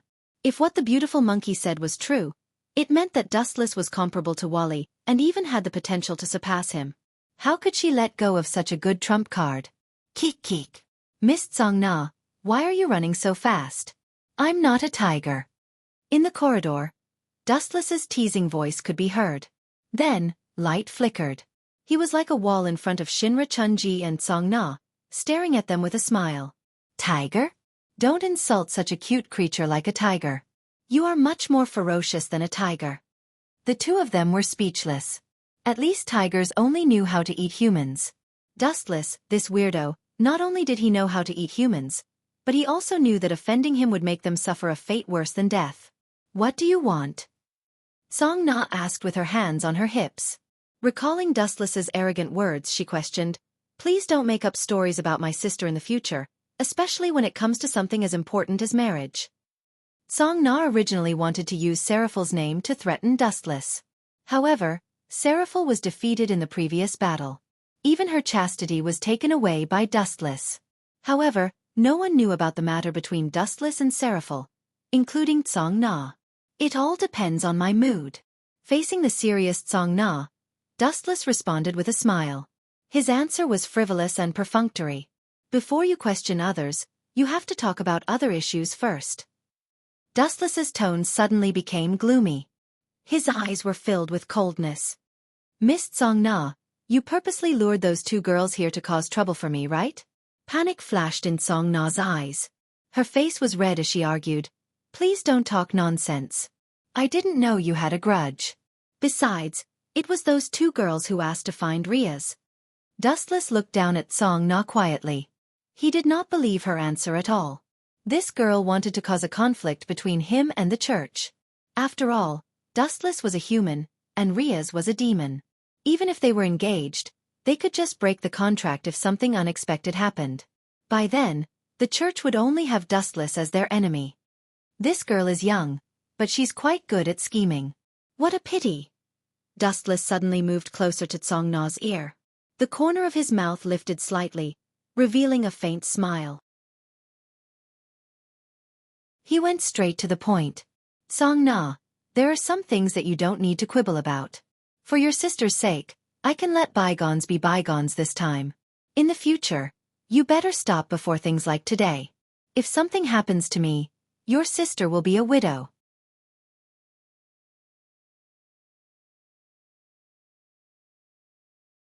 Chapter 1309. Song-na stared at Dustless, who was right in front of her, dumbfounded. She couldn't help but sob. "What did you do to my sister?" Song-na had a bad feeling. Thinking that her most respected sister might have been defiled, her tone and eyes were as cold as a knife. "Didn't I say before that you can call me brother-in-law?" Dustless maintained his gentle smile, his expression serious. "You!" Song-na felt like she had eaten a fly, her stomach churning. She vaguely guessed what Dustless had done to Seraphil. "It's all my fault." Song-na closed her eyes in despair, her heart filled with regret and self-blame. Because of a trivial matter, her sister was defiled by this beast in human clothing. She regretted it deeply. "Don't put on such a pained expression," Dustless advised. Song-na's eyes were empty, as if she had been turned into a walking corpse by a soul. "You still have the cheek to make sarcastic remarks? This is all your fault." A cold wind blew. Song-na's kin, Zhenlua Chuanji, glared at Dustless. "Your sister is very happy to be with me." Dustless smiled at the look that wanted to kill him and said meaningfully, "What do you mean? Do you think I'm a child?" Song-na's gaze was immediately drawn over. She looked at Dustless in confusion. Her sister was defiled by this beast. How could she be happy? Absolutely impossible. The reason is simple. You should know the demon world without me telling you. It's about the most basic law of the jungle. Survival of the fittest. The weak will be abandoned sooner or later. Although your sister has the strength of a demon king, there is still a gap between her and a surpasser like Sazax. I don't need to tell her this. How can she survive in a world where the strong are everywhere?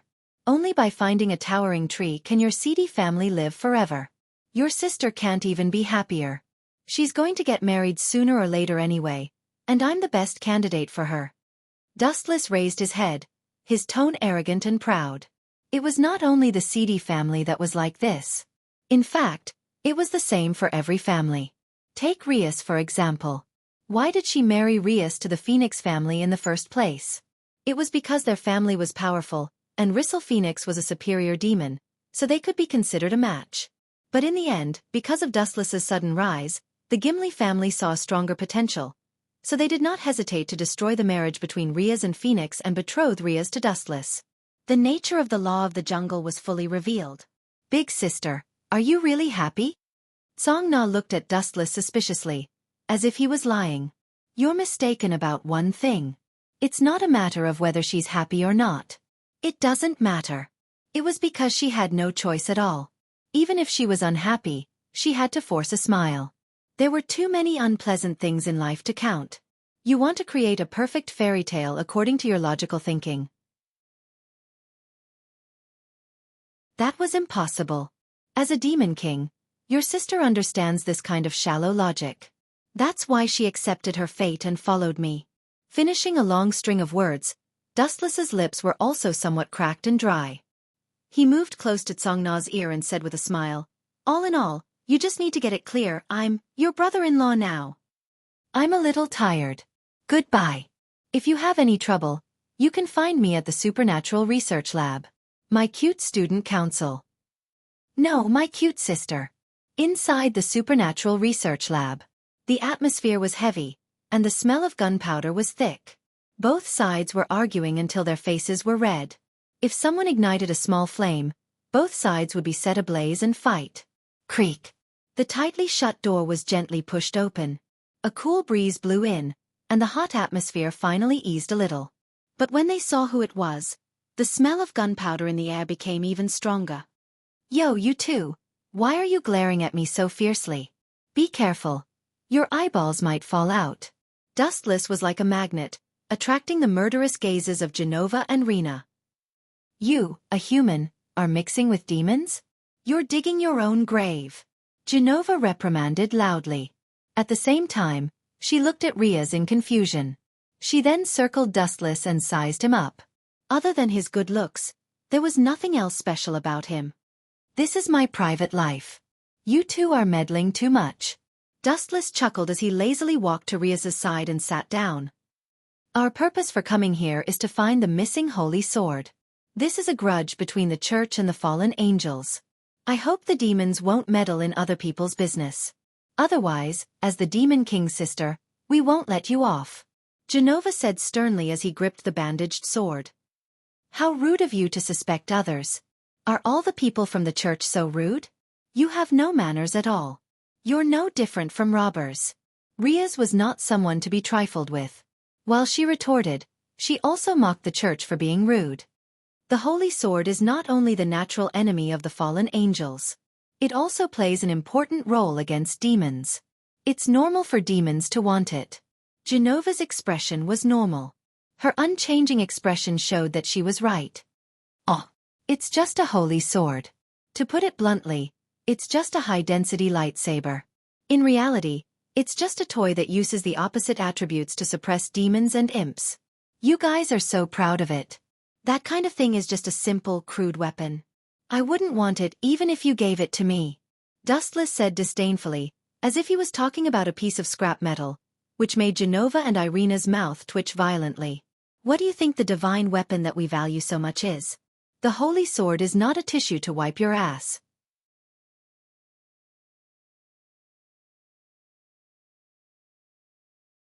Chapter 13:10. Both Genova and Wisteria Irina's faces turned the color of pig liver. Anyone could tell from Dustless's mocking tone that he was treating the legendary holy sword as nothing more than a fire-burning stick. It was even worse than a fire-burning stick. At least a fire-burning stick could be used for cooking, but the holy sword was not only useless after being burned, it was also scalding. Dustless's contemptuous tone belittled the holy sword as if it was worthless.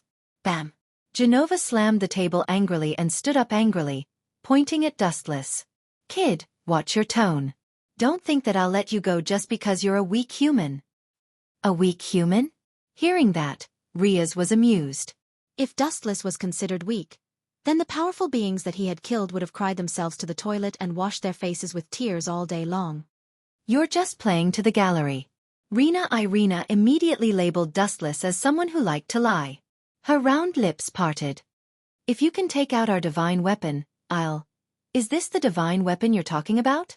Dustless's palm gathered a dazzling light, and then a golden greatsword was compressed according to his will. This is... Rena Irina's thin lips formed an O shape. Because she was too close, the light from the lightsaber reflected on her face. The holy and warm light was so comfortable that she could not help but close her eyes and enjoy it. What kind of monster is this guy? Thank goodness I was slow to speak. Rena Irina broke out in cold sweat. She was prepared to say that if Dustless could take out the divine weapon, she would be willing to be his slave or servant. Who knew that Dustless would cut her off first, or else she would really become Dustless' servant.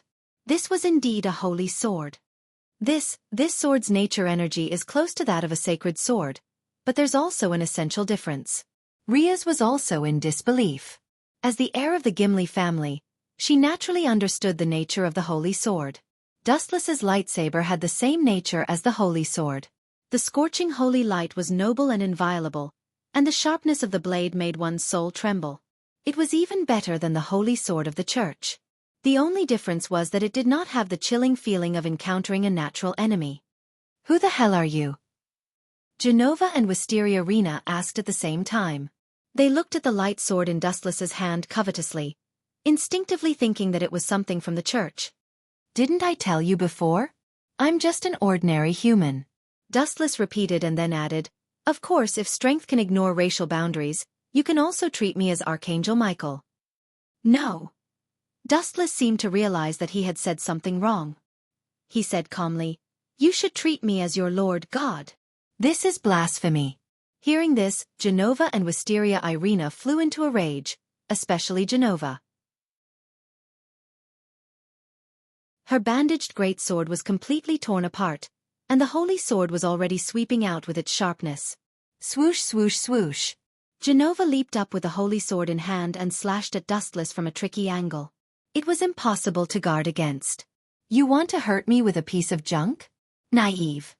Dustless lifted his eyelids and glanced at the sword coming at him from the left. He then closed his eyes peacefully. How arrogant! Seeing that Dustless had closed his eyes to face her, Genova's strength increased, and the blade of her sword was covered in a layer of scorching light.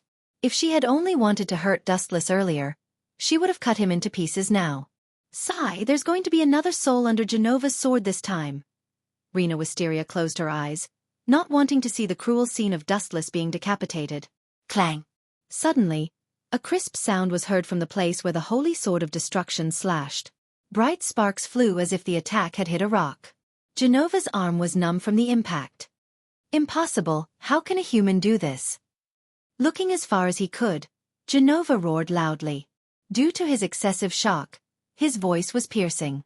Rena Wisteria also opened her eyes and looked at Dustless in confusion. The next second, she was stunned as well. She was shocked by the scene before her. He blocked the holy sword's attack with a single finger. Riaz, who was the first to react, exclaimed in shock. Her eyes were bulging, and her eyes were bloodshot.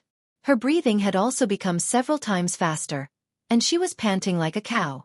Following her gaze, Dustless had one finger in front of the holy sword. No matter how hard Genova tried, he could not move the sword forward. Dustless's finger was made of flesh and blood, but it gave off the illusion that it was a heavenly pillar. Genova, could this guy be a spy? Are the two of you acting in a musical? But this is too fake. How can a finger be harder than a holy sword? You can't even fool a newbie like me. Bad review. Rena Wisteria, who had recovered from the shock, said proudly with a victorious smile. She was happy that she had exposed Dustless and Genova's clumsy acting.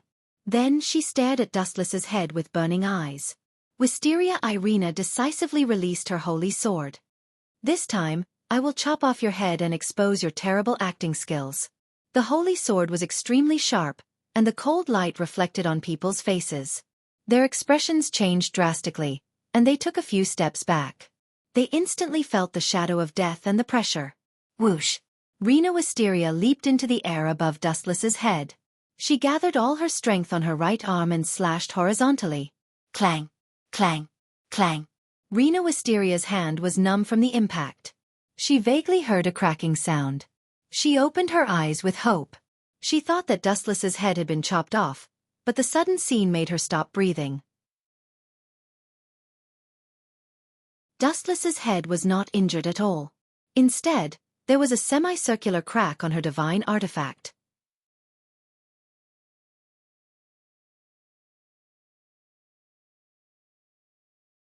Chapter 13:11. Wisteria Rena looked at the damaged holy sword in a daze. The cracks on the beautiful blade were as dazzling as the sun. She, who had always been cheerful, lowered her head in silence, and the atmosphere fell into a strange silence. Other than Dustless himself, whether it was Riaz, Genova, or Irina, who was deeply affected, they were all immersed in shock and disbelief. What kind of monster was this guy? A prehistoric beast? Or a main god of some unknown mythological system? Or was it like Dustless's monologue, "I am your god"? The three of them looked at Dustless, or rather at his head, trying to find a gap to prove that the holy sword was not a useless stick. But to their dismay, Dustless's eyes were smiling, and his face was as calm as a breeze. Even an idiot could not tell that he was fine. "What else do you two have to say?" Dustless still held onto Genova's holy sword as he asked with a calm expression. "Are you really God?" "Oh no, you are really our lord." Wisteria Irina asked excitedly after hesitating for a long time. Her eyes were filled with golden starlight. The golden luster that Dustless showed before was very warm and peaceful, and also had extremely terrifying destructive power. While giving the enemy lethal pressure, it could also give all things the light of hope, which was in line with the nature of the Lord's ability. The only thing missing was the angelic halo like Archangel Michael. Of course, Dustless could also use the nature of yin-yang escape to create a perfect one. Idiot, don't be fooled by him. This guy has admitted that he is not the Lord. Genova's mouth twitched as she looked at Rena, who was about to pounce on Dustless and cry. She almost fainted in frustration. "Tell her you are not the Lord." Genova glared at Dustless with fire in her eyes. The two of them were here for the Holy Sword mission. They were not here to find a random lord to jump ship. "Why not?" Dustless asked back nonchalantly. "Your god is dead anyway. Only by believing in a stronger main soul like me can you be forgiven. So, believe in me, Genova." At the same time, Dustless's back glowed with a bright holy light. He had decisively activated the glint fruit's ability to cleanse his body. After a few hundred years of familiarity, Dustless had developed the glint fruit to an unimaginably heaven-defying degree. Furthermore, he had awakened the glint fruit's ability early on and was able to pass off the fake as the real thing. This guy is a fraud. Riaz did not know whether to laugh or cry. She subconsciously looked at Genova and Wisteria Rena. The two of them had blank faces as they worshipped Dustless sincerely. Dustless's body glowed with a golden light. His expression was gentle, and his eyes were as calm as the autumn water. Genova and Rena, who were bathed in the golden light, were about to melt. Their hearts were cleansed like never before. They clasped their hands together and had a fanatical smile on their faces. They looked like devout believers from medieval Europe. It was not just Wisteria Rena and Genova. Even Riaz, who had nothing to do with this, was stunned. She could not help but want to worship Dustless. That unique temperament was filled with an indescribable magic. The creatures of this world are indeed weak. They have been bewitched by me. Even if the gods are everywhere, they are still far from being comparable to me. When they meet a superdimensional character like me, they have probably lost themselves. Dustless looked gentle and compassionate on the surface, but in his heart, he was staring at Wisteria Rena and Genova. Due to his height, he could see their snowy peaks clearly. Dustless let out a wretched laugh in his heart. His eyes shone with a wolfish light. The method he used was very simple. He only used the glint fruit's ability and the Haushaku Haki's special effect. Therefore, his temperament was very contradictory. While he healed the world, he also contained a domineering aura that could destroy all living things and a will that was above the 9 heavens. And he also shamelessly used a small illusion to confuse the two of them. Clang! An ear-piercing roar broke the silence, and everyone woke up from their dreamlike world. "Ha! Genova and Wisteria Rena woke up from their dreams and opened their eyes to look at Dustless. They suddenly realized that they were half a body shorter. Let go if you're done hugging me. After all, Riaz is still here. I have to pay attention to my imagination. Dustless smiled gently. It sounded like a fantasy story. The two were stunned. They looked at each other in disbelief. They felt that their knees were cold and instinctively looked at the ground. Bastard, sorcery. It must be sorcery. You evil heretic. Genova was furious. Her face was flushed red, and the sound of teeth clenching came from her mouth. She found herself and Rena kneeling on the ground. Both of their hands were hugging Dustless's thigh, afraid that this master would run away. I'll let you go this time. I'll deal with you evil heretic after I take back the holy sword. Those who dare to impersonate our master will be judged by justice. After glaring fiercely at Dustless, Genova hurriedly grabbed Wisteria Irena's arm and fled the scene. She looked extremely flustered and terrified, and her entire body felt uneasy. Genova's mind was filled with Dustless's back, and the illusion that she would rather die than leave him. She knew that this was an imposter savior, and yet she still had the thought of changing her mind. Is it really okay for you to trick other girls like this? It might affect the relationship between the demons and the church. Riaz smiled bitterly. In fact, it was not just Genova and Rena. Even she was affected by his unique temperament and had the absurd idea of turning back. You don't think it's appropriate? What's wrong with it? Dustless sat lazily on the sofa with his hands behind his head.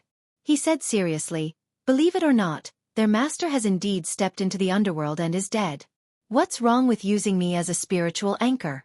This is salvation."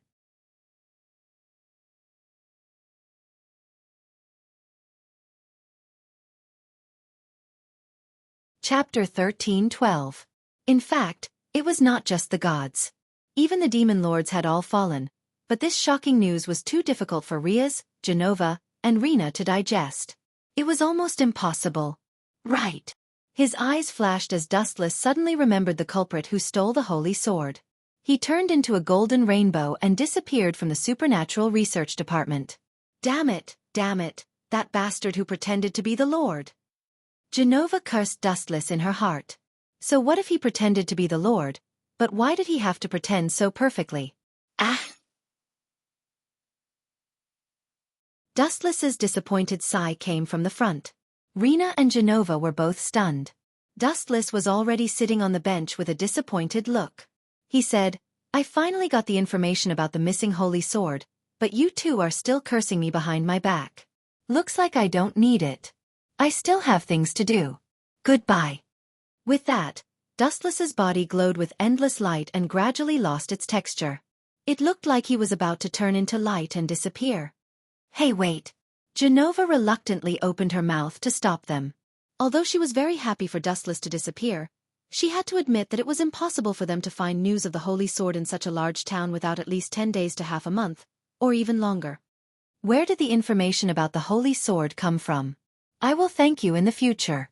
Genova bowed in front of Dustless. Genova still could not muster up the courage to look at Dustless. It left a shadow in her heart that she could not get rid of. Even if she had to face the elites of the fallen angels, she did not want to face Dustless.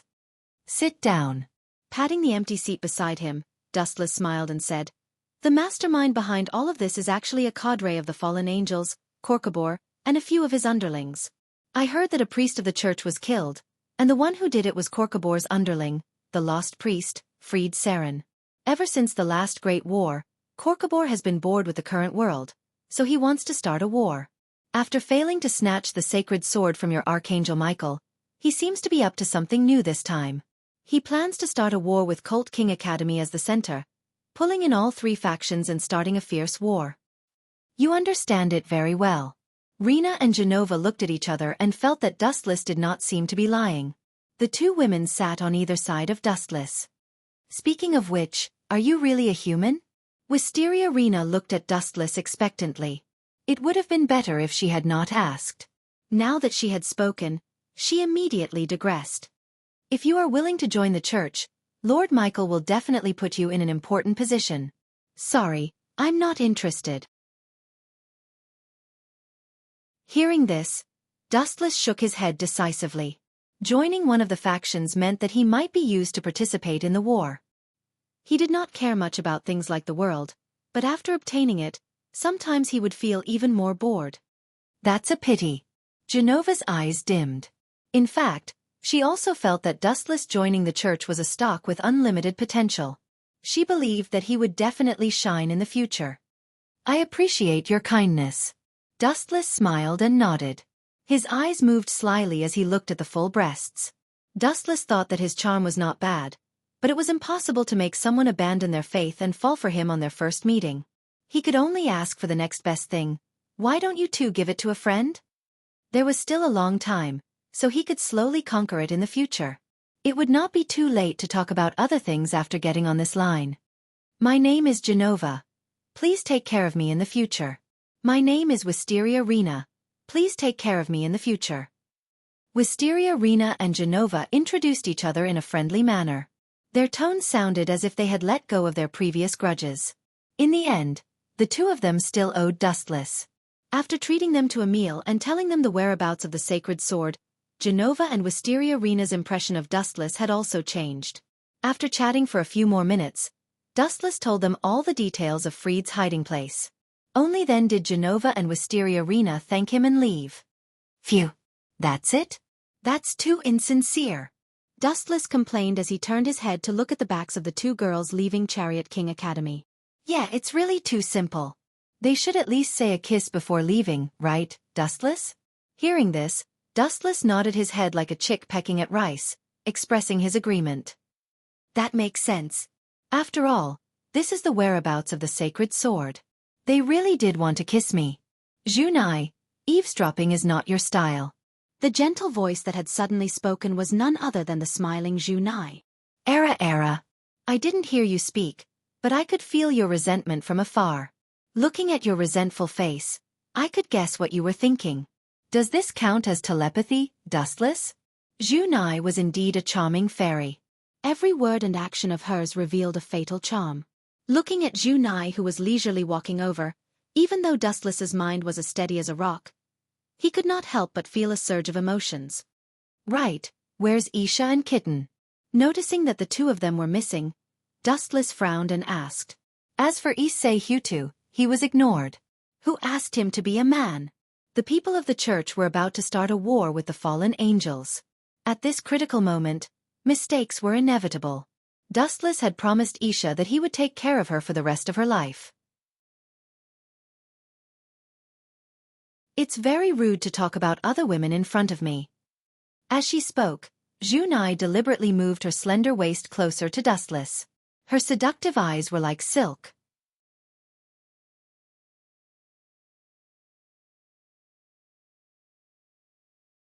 Chapter 13:13. When Junai took the initiative to offer himself, Wuchen couldn't help but be stunned. Although she was usually very active and often showed a flirtatious side, she also stopped at a certain point, not to mention this kind of occasion in broad daylight. You dare to play with me? Tiskeske, you sure have guts. Adhering to the principle of not taking advantage of others, Dustless switched from defense to offense after a brief moment of hesitation. He grabbed Junai with his strong arms and hugged her tightly. Because the two of them were too close, Wu Chen could even feel Junai's natural body fragrance, which could provoke people to commit a crime. Especially now that she was squeezed in his arms, her proud cleavage was directly squashed. Let go, this is Cult King Academy, not home. Junai resisted with a red face, her face full of panic. She didn't expect Dustless to suddenly attack her, especially when there were many other students around. Not home? In other words, as long as we're home, we can have some alone time? Dustless smiled evilly as he stared at Junai's bulging clothes. His hands reached into Junai's clothes on purpose. Slap! Junai slapped Dustless's hands away and said with a straight face, "You did it on purpose." She was just bored and wanted to tease Dustless, but she didn't expect him to take the act seriously and take advantage of her even more. On purpose? Maybe, but it would be too much of a killjoy if I just sat there like a block of wood when a beauty threw herself at me. Dustless played with Junai's hands. She didn't object, so it wasn't hard to imagine their relationship. So warm, no wonder Rias fell for you in just a few days. Her palms were warm, as if she was soaking in warm spring water. It was unusually calm and relaxed. Dustless's arms were like heaven. Even I fell for it? Zhu Nai laughed bitterly at herself. She finally understood what it meant to be together for a long time. Even if there was no such thing as feelings, as time passed, two people would fall deeply into each other's hearts.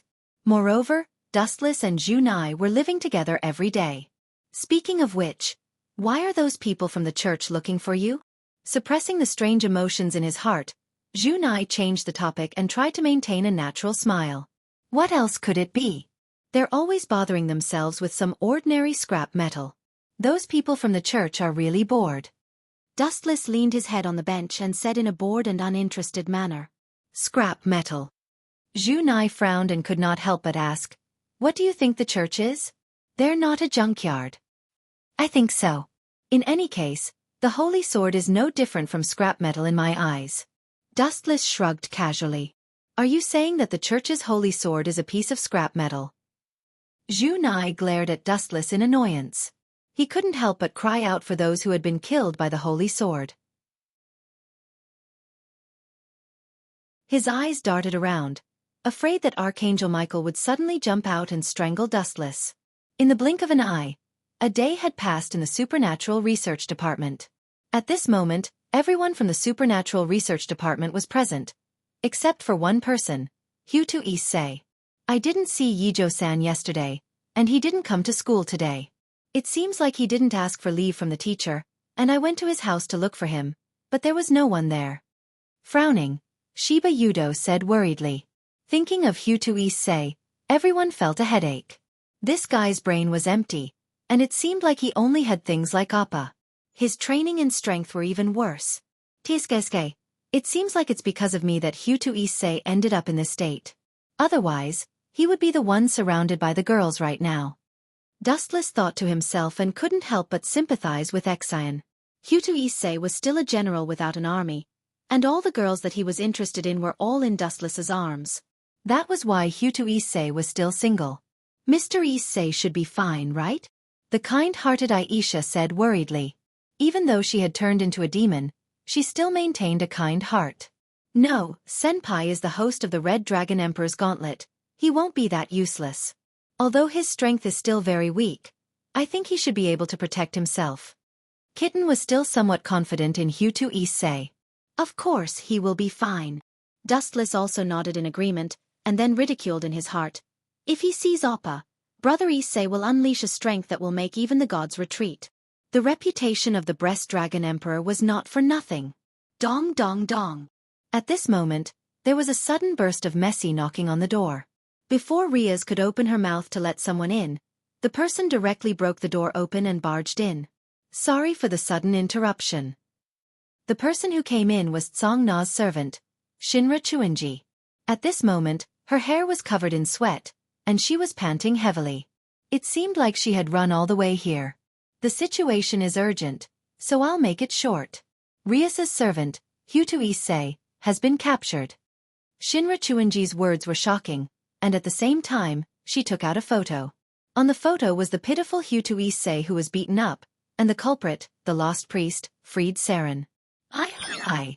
This kid is really unlucky to be caught by that perverted priest. I'm afraid he's dead by now. Dustless touched his chin and gloated. "No, not yet." Shinra Chuanji organized her tone and said seriously, "Just now, we met the senior officer of the fallen angel, Korkabor, and he personally came to issue a challenge." This time, Shinra Chuanji took out another photo. The two girls who were besieged were Genova and Wisteria Rena.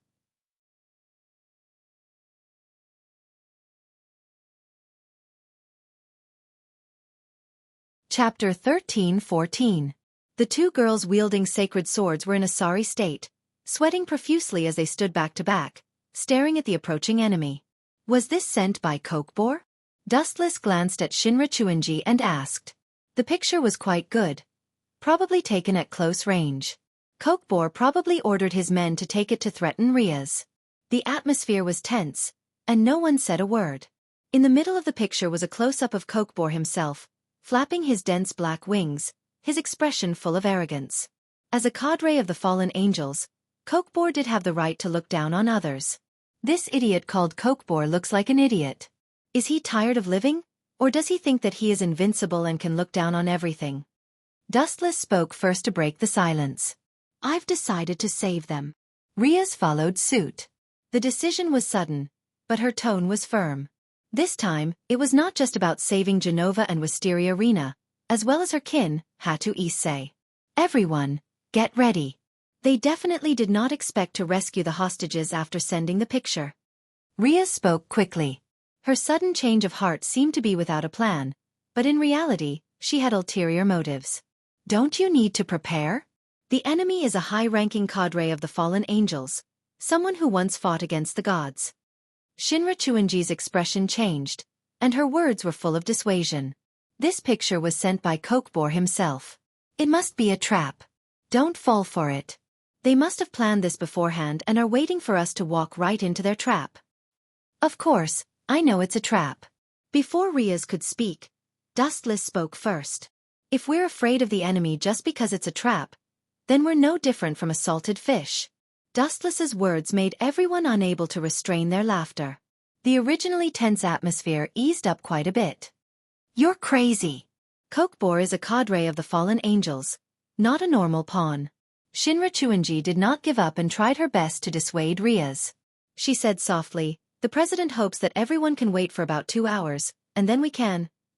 I appreciate Song's kindness, but I don't need it. This is a mission from the Supernatural Research Lab. She actually wanted to use this opportunity to test the strength of herself and the favored. After all, there would not be any major problems. After all, with the existence of the Bug Dustless, all problems would be solved. Under the dark night sky, the whole world was bitterly cold. In a remote outskirts, there were very few people here. All that could be seen were plains. There was only an inconspicuous and dilapidated church. The walls were covered with thick moss, and it had been abandoned for a long time. Swish! Swish! After a series of sharp whistling sounds, Dustless and the others appeared. Lie. He actually chose such a barren place as our burial ground. That fellow Kokbor is truly heartless. Riaz and the others had wanted to sneak in and figure out the situation, but Dustless' dissatisfaction spread throughout the night, and they were all exposed to the enemy. Ahem. I didn't do it on purpose. I just felt it. Dustless coughed awkwardly when he saw everyone looking at him with disdain. Thud. At the same time, leisurely footsteps came from inside the church, along with an arrogant tone. Kik. Shitty Demon's teammates have finally come to save the shitty demon. Haha. Good. This time let me chop you all into pieces and feed you to the dogs. Hearing this crazy tone, Dustless did not even need to look to know who it was. All the trash demons are mobilized this time. 1, 2, 3. 5 or 6 came at once. This is enough for me to show off my skills. Fried carried his oddly shaped golden greatsword and shouted. He did not care about Riaz and the others at all, and had already sentenced them to death. There are so many arrogant bugs like him. Doesn't he know that he's the reason why I hate him for smelling the air around him? Dustless waved his hand in annoyance. He realized that the air he breathed into his nostrils had a foul stench. You damned handsome gigolo, what did you say? Hearing that, Fried's gaze fell on Dustless. He was not an idiot. Naturally, he knew what Dustless meant. How dare he say that my mouth stinks? How dare he? Under everyone's gaze, Fried carried his gleaming holy sword and turned around, walking towards Dustless. His face was cold as ice. Shitty demon, there seems to be a difference between you and them.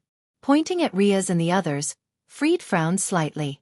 His sloppy expression was somewhat restrained. He felt that there was a world of difference between Dustless and Riaz and the others. How shocking. You can still see the difference between Riaz and me. Teskeske, I didn't think that there would be a piece of trash like you in this backwater latrine.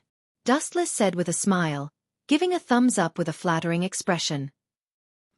Riaz, Junai, Touching Kitten, Aisha, and the others could not help but laugh. Dustless's analogy was even worse than pointing at Fried's nose and scolding him. You're asking for it. I'll cut you into pieces right now. Seeing this, Fried flew into a rage. Holding the sacred sword he had stolen, he charged at Dustless. This young gigolo's strength was only half-baked, but his mouth was sharp and crafty.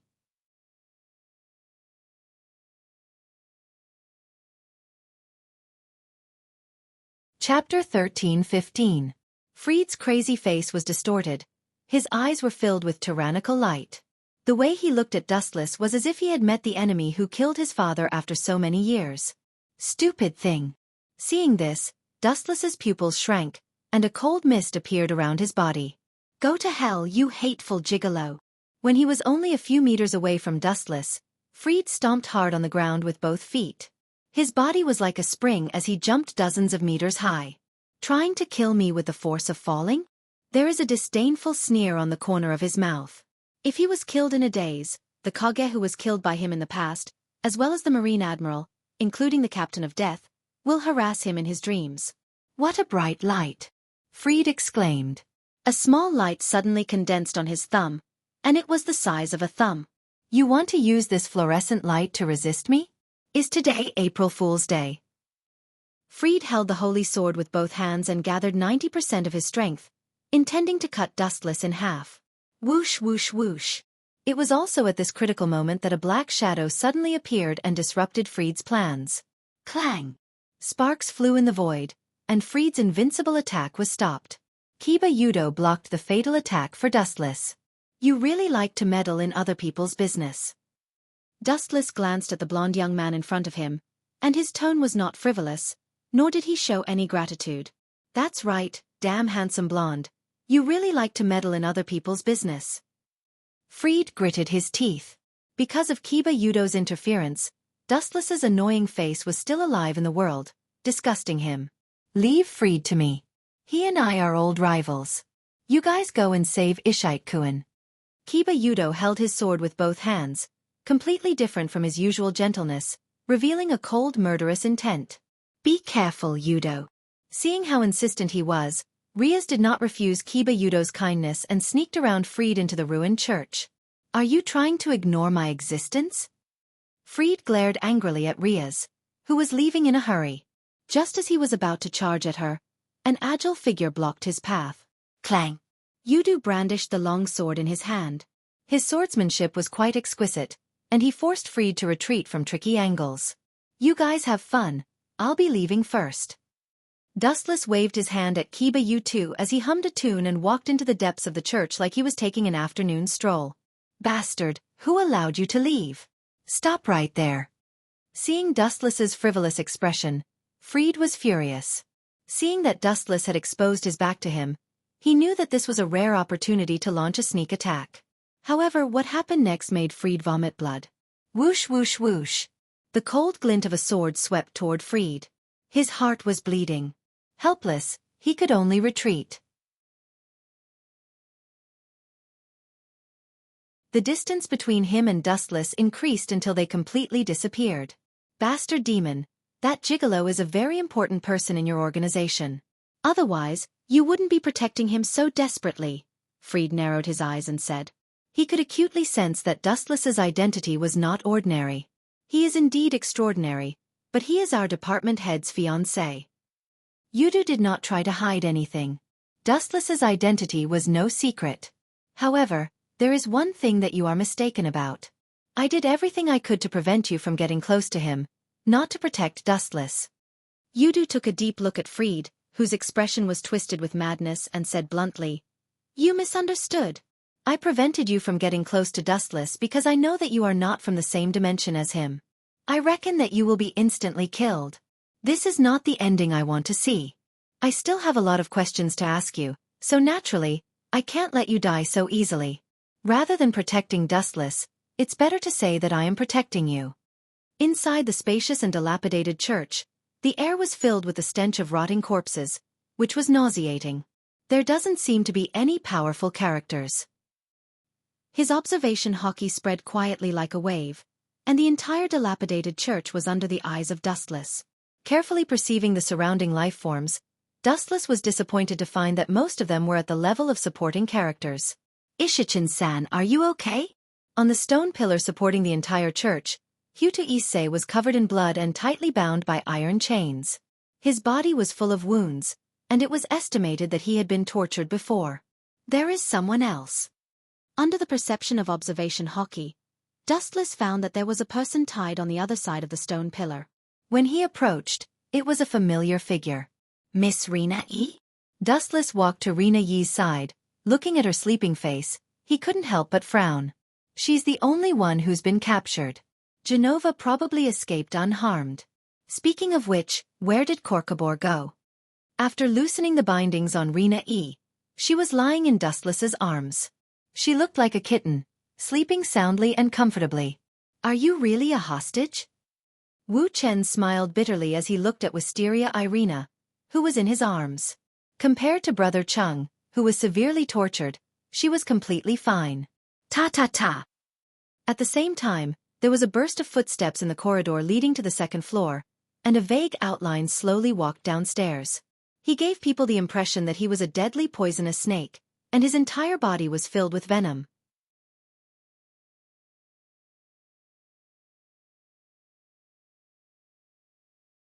Chapter 13:16. Dustless noticed the figure that suddenly appeared as well, but he did not pay much attention to it after noticing that he was not much different from a normal human being. He ignored him as a minor character. Now it seemed that this guy was someone. Cough cough cough, Hutu Issei, who was rescued, coughed violently as he opened his blank eyes. You're finally here to save me. After a long while, Hutu Issei finally gave a disappointing reply. Riaz and the rest sighed as their hope for Hutu Issei was extinguished. He had the world's top divine vanquisher tool, the Red Dragon Emperor's gauntlet, but the host was terrible. Hutu Issei's decadence had something to do with Dustless. The Supernatural Research Department had almost become Dustless's harem. Not only would Hutu Issei not improve here, but he would also be beaten black and blue. Speaking of which, are you Balpa Galileo? Even in the pitch-black night sky, Wu Chen could still clearly see the old man coming down. On the surface, he looked benevolent and harmless, but in fact, he was a ruthless executioner. Even if it was a child of a few years old, he could also kill him. At the same time, he was also the mastermind of Project Holy Sword, Balpa Galileo. Tell me, where did Korkabor go? I have no interest in humans like you. Dustless asked lazily as his tone was filled with contempt and mockery. Balpa Galileo was fine with research, but when it came to combat, he was not even as good as Freed, so he naturally could not pique Dustless's interest. Are you looking down on me? Balpa was enraged and at the same time he shouted, Freed! I'm here, boss. Outside the church, there were incessant sounds of flattery. Then, a black shadow rushed over and stood beside Balpa like a guardian deity. Looks like Yudu failed in the end. In the end, it still depends on me. Dustless mumbled to himself out of boredom. He thought that he could relax with a fallen angel officer around, but he did not even know where that guy went. Thud thud thud. At the same time, a large number of fallen angels appeared around the church. Riaz, Dustless, and the rest were surrounded without them noticing. Damn it, just as I guessed, they had set up an ambush. These fallen angels should be Korkabor's trusted followers. Riaz clenched her fists as she said with a serious look in her eyes. These fallen angels were probably loyal followers of Korkabor in the past. Allah Allah Allah. It seems like we're in trouble, Junai also said solemnly. Touching the kitten and Isha also leaned against each other with their backs facing each other, looking very nervous. Ha ha ha. You knew it was a trap, yet you still dared to walk right into it. What a bunch of hopeless idiots. Barpa held his stomach and laughed maniacally, looking very arrogant. I'll leave those small fries to you. Ignoring the surrounding fallen angels, Dustless quietly looked at Balupa Galileo and Freed. Be careful.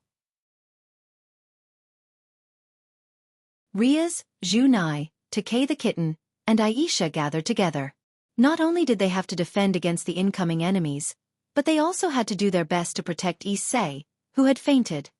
Damn pretty boy, I'm not going to trouble you, but you still dare to come and die. Freed laughed savagely.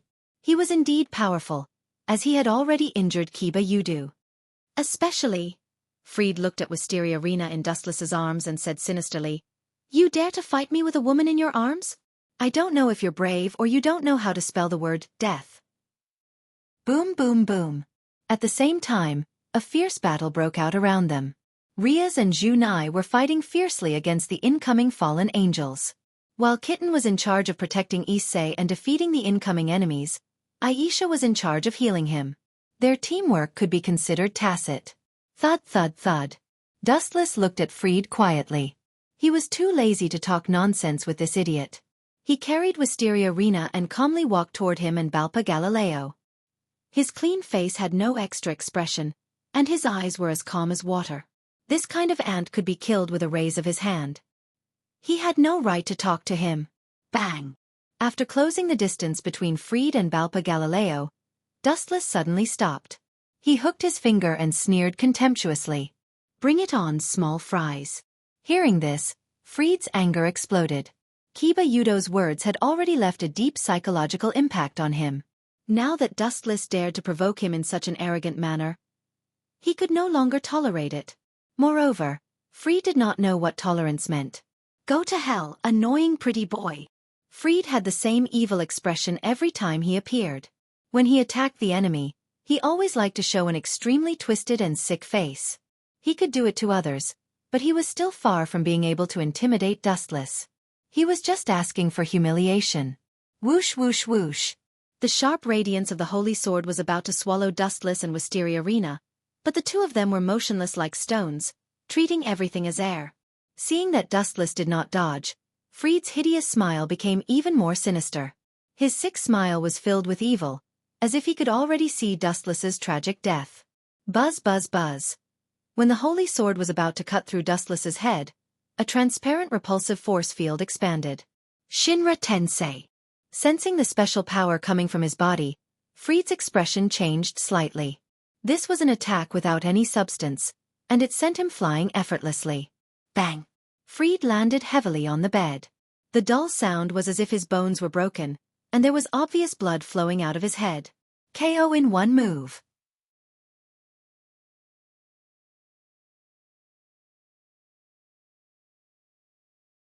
Chapter 13-17. The commotion on Dustless's side attracted everyone's attention. They were all stunned and looked at him in disbelief. Dustless easily sent Fried flying without making a move. It was as if Fried was the one who was sent flying. Fried! Seeing such a scene, Balpa Galileo roared in anger out of humiliation. Bo boss! Seemingly used to being an underling for a long time, even though Fried was still unconscious, when he heard Balpa Galileo's voice, he instinctively called the boss. How have I treated you? Suppressing the anger in his heart, Balpa asked with a gloomy face. Do you even need to ask? Of course, you're rotten to the core. You think you're good to me. Fried complained in his heart, but on the surface, he had a flattering expression. He raised his thumb and said against his conscience, Boss, I'm indebted to you, even more than my own parents. Hearing this, Balpa became even angrier. He took out a pistol and pointed it at Fried. Since you know that I'm good to you, why did you throw yourself out? That kid didn't even make a move, and there was no magic fluctuation. Your acting is too fake. But this prop is pretty good. There's so much blood on your head. This prop is exactly the same as human blood.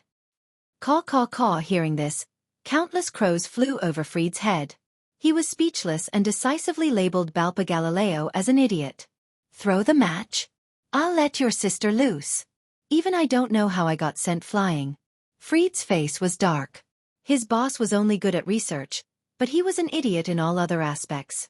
TSK. The enemy is right in front of you, and you two still dare to put on such a weird performance. You two are quite capable. You two are very talented in acting, but I'm not interested in this kind of vulgar drama, so I'm sorry, but please die. Behind Balpa, high-density photons floated and flashed, and Dustless appeared. He looked down coldly at Balpa Galileo, who had his back facing him. Light danced in his right hand, and a golden greatsword instantly condensed into form. Feeling the aura of death that he had never felt before, Balpa was so scared that his soul trembled. He turned his head to look, only to see a deathly still expression on his face as he raised the heaven-gathering cloud sword that was made from the glint fruit. Don't kill me. The person protecting me is a high-ranking officer of the fallen angels, Corcobor. Balpa Galileo retreated in fear, hoping that Dustless would be afraid of the reputation of the fallen angel cadre. After all, Korkabor was someone who had fought with God and the Demon King. Swish! Swish! It would have been better if Balpa Galileo had not said such nonsense. After he finished speaking, the heavenly sword of clouds fell even faster and instantly cut Balpa into pieces. Pucci! He was cut in half by Dustless like tofu. His eyes were wide open when he died, and his face was full of unwillingness. That idiot! I've been looking for him for a long time. Dustless glanced coldly at Balpa Galileo's corpse, then stepped over it and slowly walked towards Freed, who was still on the verge of ascending to heaven. Don't come over! Freed shouted in fear, scared out of his wits by Dustless's strength. However, Dustless did him a rare favor and stopped in his tracks at the first moment. Phew! Seeing this, Freed heaved a sigh of relief. Remembering Dustless's unprecedented strength, he quickly knelt on the ground and kowtowed sincerely. You will be my boss from now on. Boss, my name is... No need to introduce yourself. I know your name is Freed. Dustless directly interrupted Freed, looked at him in boredom and asked, Freed, do you know why I stopped? Freed was stunned at first, then said without hesitation, You must have taken a fancy to my talent and wanted to take me in as your underling to deal with Korkabor. You be my underling? Hearing this, Dustless could not help but laugh. He did have an underling, but his strength was hundreds of times higher than Freed's. This guy was not even qualified to carry his shoes. You don't deserve to be my underling. The reason I stopped is actually... Dustless looked at Freed with a cold gaze. His eyes had already changed and he said in a low voice, Actually, I want to ask if you have any last words. Based on your current answer, it seems like you don't have any last words. In that case, die in peace. Amaterasu. Freed was shocked. Just as he was about to flatter, his body lit up with black flames. At first it was just a weak flame, but in the next second, it turned into a blazing black will-o'-the-wisp and swallowed him whole. Ah! Kill me! Freed, who was being burned by Amaterasu, was in so much pain that he wished he was dead. His tone was filled with regret, and it was chilling. Idiot! Enjoy it slowly. After glancing at Freed, Dustless walked toward Riaz and the others with light steps. The two of them were not from the same dimension, and the difference between them was too great. Dustless was not interested at all. It was just a one-sided slaughter. However, compared to Dustless, Riaz and the others were having a much harder time. This was a trap that Korkabor had set up in advance, and they were invading without any preparation. Not everyone had the same strength as Dustless, who could crush the world 100 times over. Riaz and the others were in a tough battle. Croc, croc, croc. The defensive magic circle that Riaz had painstakingly set up was attacked by multiple forces. She could not hold it alone, and in the end, the magic circle could not withstand the pressure and was shattered. A dense cloud of magic bullets flew toward Riaz and the others. Xiao Mao and the others were exhausted, and they could only watch as the magic bullets tried to destroy them all. You're tuning in to the Xiaofan's Wuxia Tales YouTube channel. Don't forget to subscribe and join us on this journey to catch the most captivating stories.